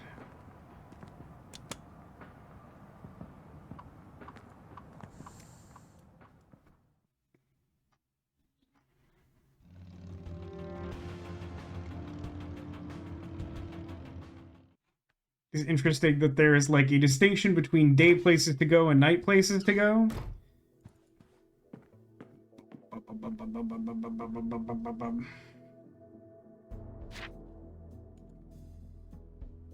All right, found an address. They're not open until Friday night, though. Guess I'll have to wait a couple of days. Ugh, I'm beat. You want to hit the sack, girl? Yes. Come on, then. An honest, hardworking, pimp-adjacent Candyman. Yeah, I think you're getting. I think you're picking up what I'm putting down, Neko. Oh, look. He's cute. I like them breathing. I know that sounds weird, but it's just nice to have the attention to detail. There's something I need to tell you. Yeah, I know, kid. Time to move on, huh? This guy, he's Detective Gumshoe as far as I care. Yeah. Is it that obvious? I wouldn't be much of a PI if I couldn't see the writing on the wall for this one. It was nice having you around, though, kid. You spruced up the place, I gotta say. Definitely concerned about the fact that we've rendered his office as an environment. Leads credence to my basically immediate theory that we would be witnessing this man's murder in terms of the narrative. Maybe not literally Kathy see it happen, but like, it's probably gonna happen. Well, don't get lazy without me. I'm sure you still have a couple of years of detective work left in you. Because someday we'll be rich and we can share our bed with our capital R roommate and our cat. See, you definitely get it. Oh, that's all I need. Just a couple of more cases. Then I'm riding off into the sunset. What's going on, Lucas? Oh, I hate that a good amount. What do you mean? Something wrong with my vacation outfit? I've always been a sun-kissed kind of guy.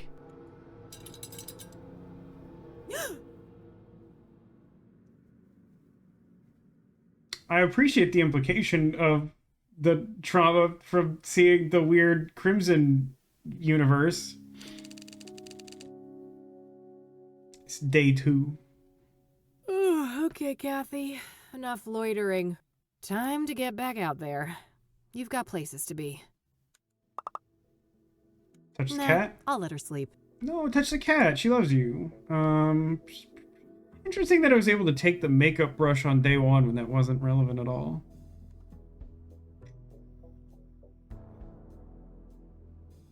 I should remember that there's bike tools here, but I doubt that I need them.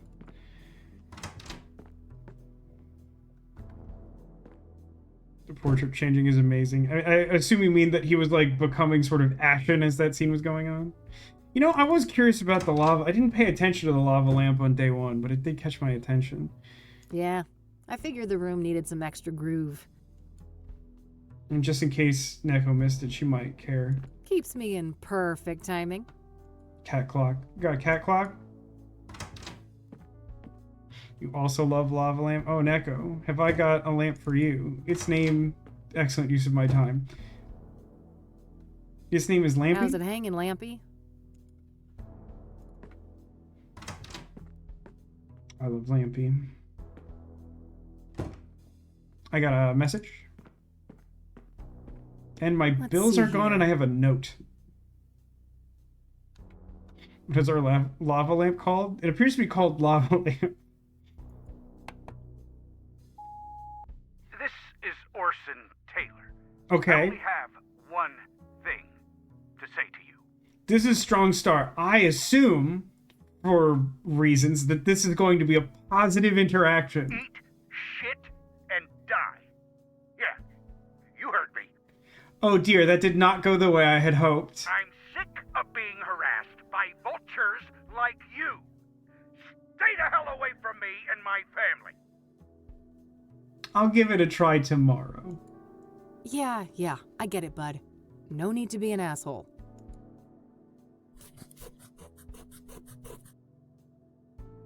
That's That's so weird. Let's see what this other message says. That's a wild thing for the video game to do, in my opinion. That's crazy. Hey, Josh here. Busy day today, but I'll swing by your office tonight after my shift. All right? See you later. So Josh was the narcotics division cop, right? That's better. Hopefully he can give me some insight on Pyre. All right, that's it for messages. Is it, though? What about note? That's why you always leave a note. What's this? But also, where did our bills go? Pyre is the key. T. T? Damn. This T knows what I'm up to. The question is, are they friend or foe? Maybe they're food. It's possible they're food. It is... Oh, that's really interesting. On day 2, all the newspaper articles are bound together with a binder clip. But like, yeah, it is... It's really interesting to me that they go to the trouble of introducing the character of Orson and making it not only possible but necessary to call Orson to advance the game, and then at the slightest sign of hardship in pursuing that lead, the entire concept is immediately deleted from the game. I feel like that tells me something important about how the game works that I haven't fully grasped. But like, it's interesting to put such a calculated and heavy-handed dead end in on the first day. I wonder how that should change the way I approach playing the game. There is something else I should do here, I think. I don't know that I'll get a response, but I should check while I'm still thinking of it for thoroughness. I should see if I can get, like, a phone number for Hannah Verdue. No hit. Unsurprising with her being one of those elitist types. I figured that was true, but it also seemed like something you should just, like, rule out for sure. Probably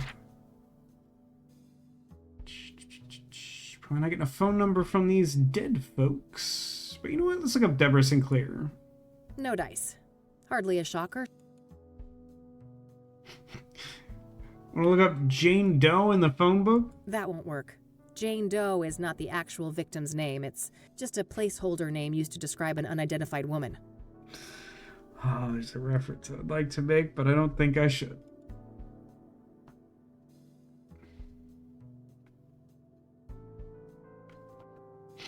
T as in gossip. No, sadly it was written down so we know it was T the letter. But I like the out of the box thinking there, Neko. I'm sorry, I have my own laminator? I missed that. It's a plastic laminator. A machine used to encase paper and other thin objects in transparent plastic. I mainly use it for fake IDs.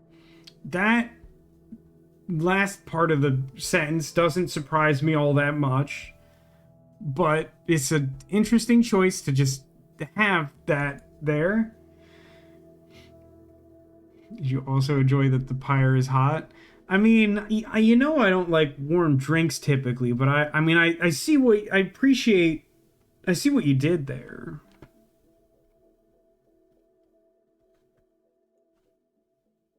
Ooh. I don't seem to be able to use the stun gun on myself. I've tried on 2 different screens and I don't seem to have a hitbox for it. Just to answer that question that was asked in chat. I call her Judy, the most stunning lady this side of the Mississippi. She's my electric go-to gal when things get rough. Yeah, I don't think I disagree with you, Demolition. Demolition says it's a small thing, but the fact that the rotating mouse, that the mouse symbol is rotating implies like loading. So it would be nice if it were solid unless it were doing that. Is it only dialogue? I feel like maybe it's like when she's saying... Daily papers from the last couple weeks. Yeah, maybe it is only dialogue. It is possibly worth noting that in the options for the game, there is yet again a setting that's like like don't advance text until you click, which I have enabled because I feel like it is valuable for streaming, and it's interesting that that's become more standardized.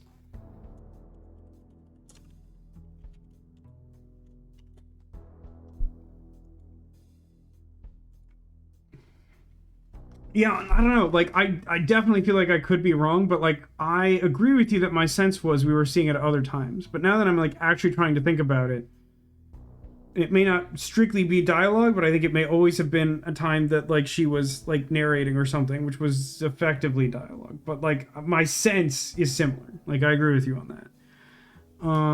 She also has one of those mandatory boob lamps that like, I don't know. I thought they only existed in apartment buildings, and I know we technically live here, but it's like also an office with like a frosted glass window door. Yeah, I had one at my last apartment. At some point, there was like a short or something in the wiring, so that if you turned on that hallway light, it would set off the smoke detector. So I didn't use it anymore after that.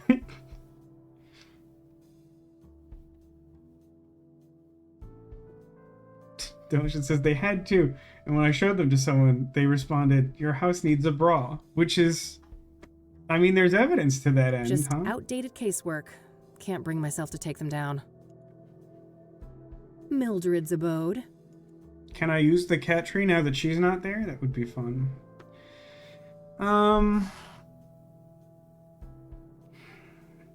Any sense of how far into the game we are, Demolition? I kind of feel like I should wrap it up here. I am a little curious, though. Just cause... don't know how long... I think this game is supposed to be... Yes, we are currently at the start of day 2. So, like, okay, no, that sounds like that could roughly be on par with the original estimate, which is not surprising in the sense that I do think yesterday I sorted out that the discrepancy between the estimated time to complete Kathy Rain 1 and the actual time experienced was largely the fact that the director's cut probably has a different runtime than where I got that information from. About a fourth? I mean, we'll see, because for one, that was a very slow-paced day. And the rest of the game may follow that pace. But also, the first game had something similar, where the first day was fairly long, and the rest kind of... Like, you go through a bunch of days, but the days aren't individually as long. Personal estimate is at 5. Interesting. I mean, I don't know. I think for sure we play it next Friday. I think there is definitely a world where we reevaluate after Friday whether we want to spend Halloween time on it. I think I would definitely finish this game on stream unless there was like really a drastic change or something. But like, I really liked the first one. It ended up being, like, I think, suitably spooky for the season. This was a bit of a rough start, and I don't know that we'll necessarily get to spookiness in a timely manner, but the first one was good, and I think I would be inclined to give it another week before trying to make that call. But if the next installment is, like, similarly slow to this, then I think maybe we transition to, like, interactive movie game, you know, like Devil Inside Me or something. We're on the same page there. That's sort of what I'm driving at. So yeah, let's leave it there for now. We'll take on day 2 and whatever else might be possible next Friday and evaluate. Again, it's not the case that like I haven't enjoyed what we've done so far, but I do think it is a pretty bold choice for there to be like so much reading and exposition and setup and so little like action of arguably any kind, minimal character development, and among that, like diminishing one of the core relationships from the first game. Like, it's entirely possible that they just want you to sort of be able to take on the whole case at once, and that's just their vision. I mean, it is a somewhat realistic seeming approach to trying to investigate a case. That isn't necessarily a good choice for translating into a video game experience. It's also not necessarily not that, but I do think it is a strong choice. It's one that in the short term doesn't pay dividends, but it could still make for a really interesting and compelling game. That's the case. Friday should cover 2 days. I would like to believe that's true, but yeah, like I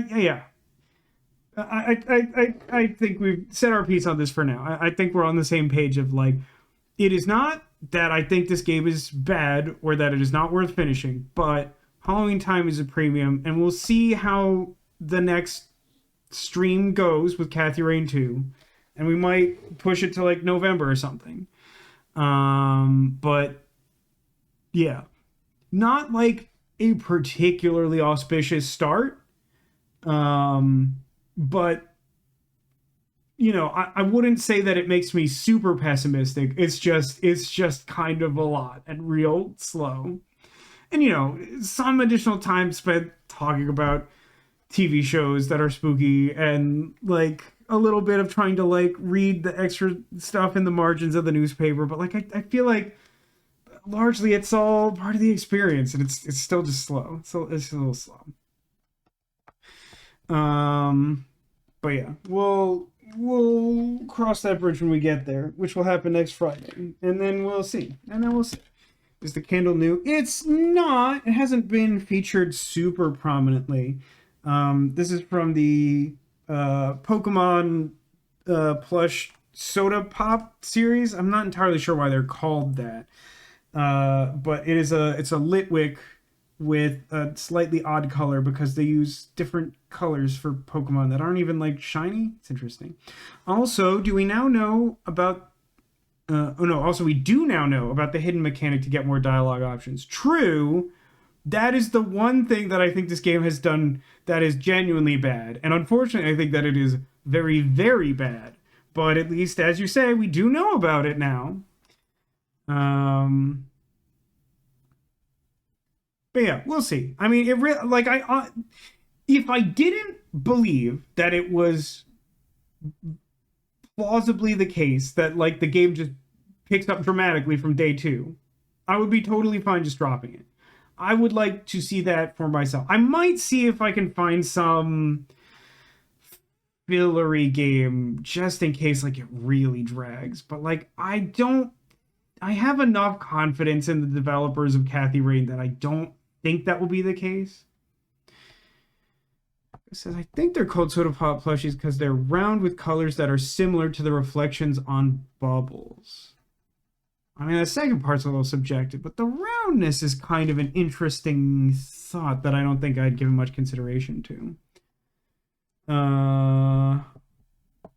Anyway, yeah, let's wrap up here. I won't be too terribly late. This has been a lot, man. Yeah, if you all happen to think of short Halloween games that aren't Duck Detective 2, which I'm trying to save for Halloween, let me know. I'll see if I can work those out as a backup just in case. I mean, when I say short, I mean like a stream, but like, you know, hit me up. Do what you got to do. You know what to do. Little Nightmares 3 is out if you want to look into it. I mean, for one, that's probably like 4 streams, and for 2, I really like, I don't know. I'll take a look at Little Nightmares 3, but Little Nightmares 2 like genuinely kind of pissed me off a little. I mean, 1 wasn't perfect, but I thought it was solid. 2, I think, was a step back in terms of gameplay and like a half step back in terms of story. So I'm not like super keen on 3. I'm not like completely opposed to it, but I'm not like chomping at the bit for it. But yeah, let's wrap up the stream. Let's take a moment though to appreciate Yvonne, in her absolute chub glory. I mean, just wow. What a unit. Love her so much. So squish. However, she is merely indicative of what we have on display in the room. Our goal is to seek out the secret Squirtle. If you can find a Squirtle like this fellow, hidden among my various other fluffy friends on display, it will be an omen of good luck for you in the coming days. So I encourage you to look around, take a moment, see if you can figure out where I may have hidden a Squirtle. And then we shall reveal where you might find them. I could always start 3 months of streaming Look Outside. I could. I'm not entirely sure. Other than the length, I do have a concern about Look Outside, which is that, like, it is, despite the fact that it is like a JRPG and, like, the battles are mechanically in the realm of something I would enjoy playing enough to play for a while, it is also kind of a straight survival horror game in, like, the resource management. And I tend not to like those games very much.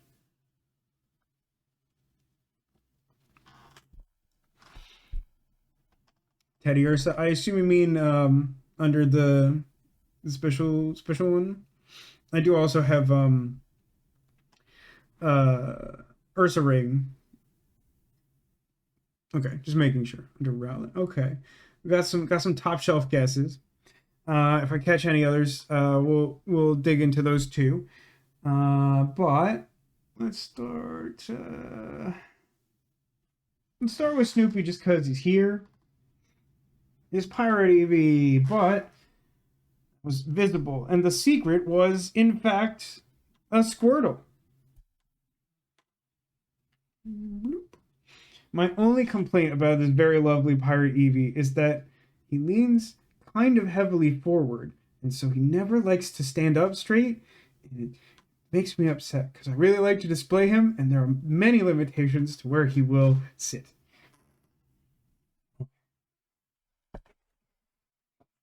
It has an easy mode where you can save at any time. Is that too easy, though? Genuine question. Like, some games, easy mode isn't too easy. Rowlet guess. You know what? Rowlet does not conceal a Squirtle, but I have to say, I don't think you're going to be disappointed, Neko. Because I hit another one of the little guys that my mom brought over today. And it's a shiny moon cat. Here's Rowlet just because it was there and for fun. But yeah, this is a pretty good cat, huh? We were both talking about how I think my mom had seen in like the photo before it was delivered, but like I had seen some people take photos of like, I think there's a bigger version of Mooncat, and I was like, oh, it's kind of neat, but like when it showed up, it's just like, oh, that's a good cat. Moon Tiara action, you know it.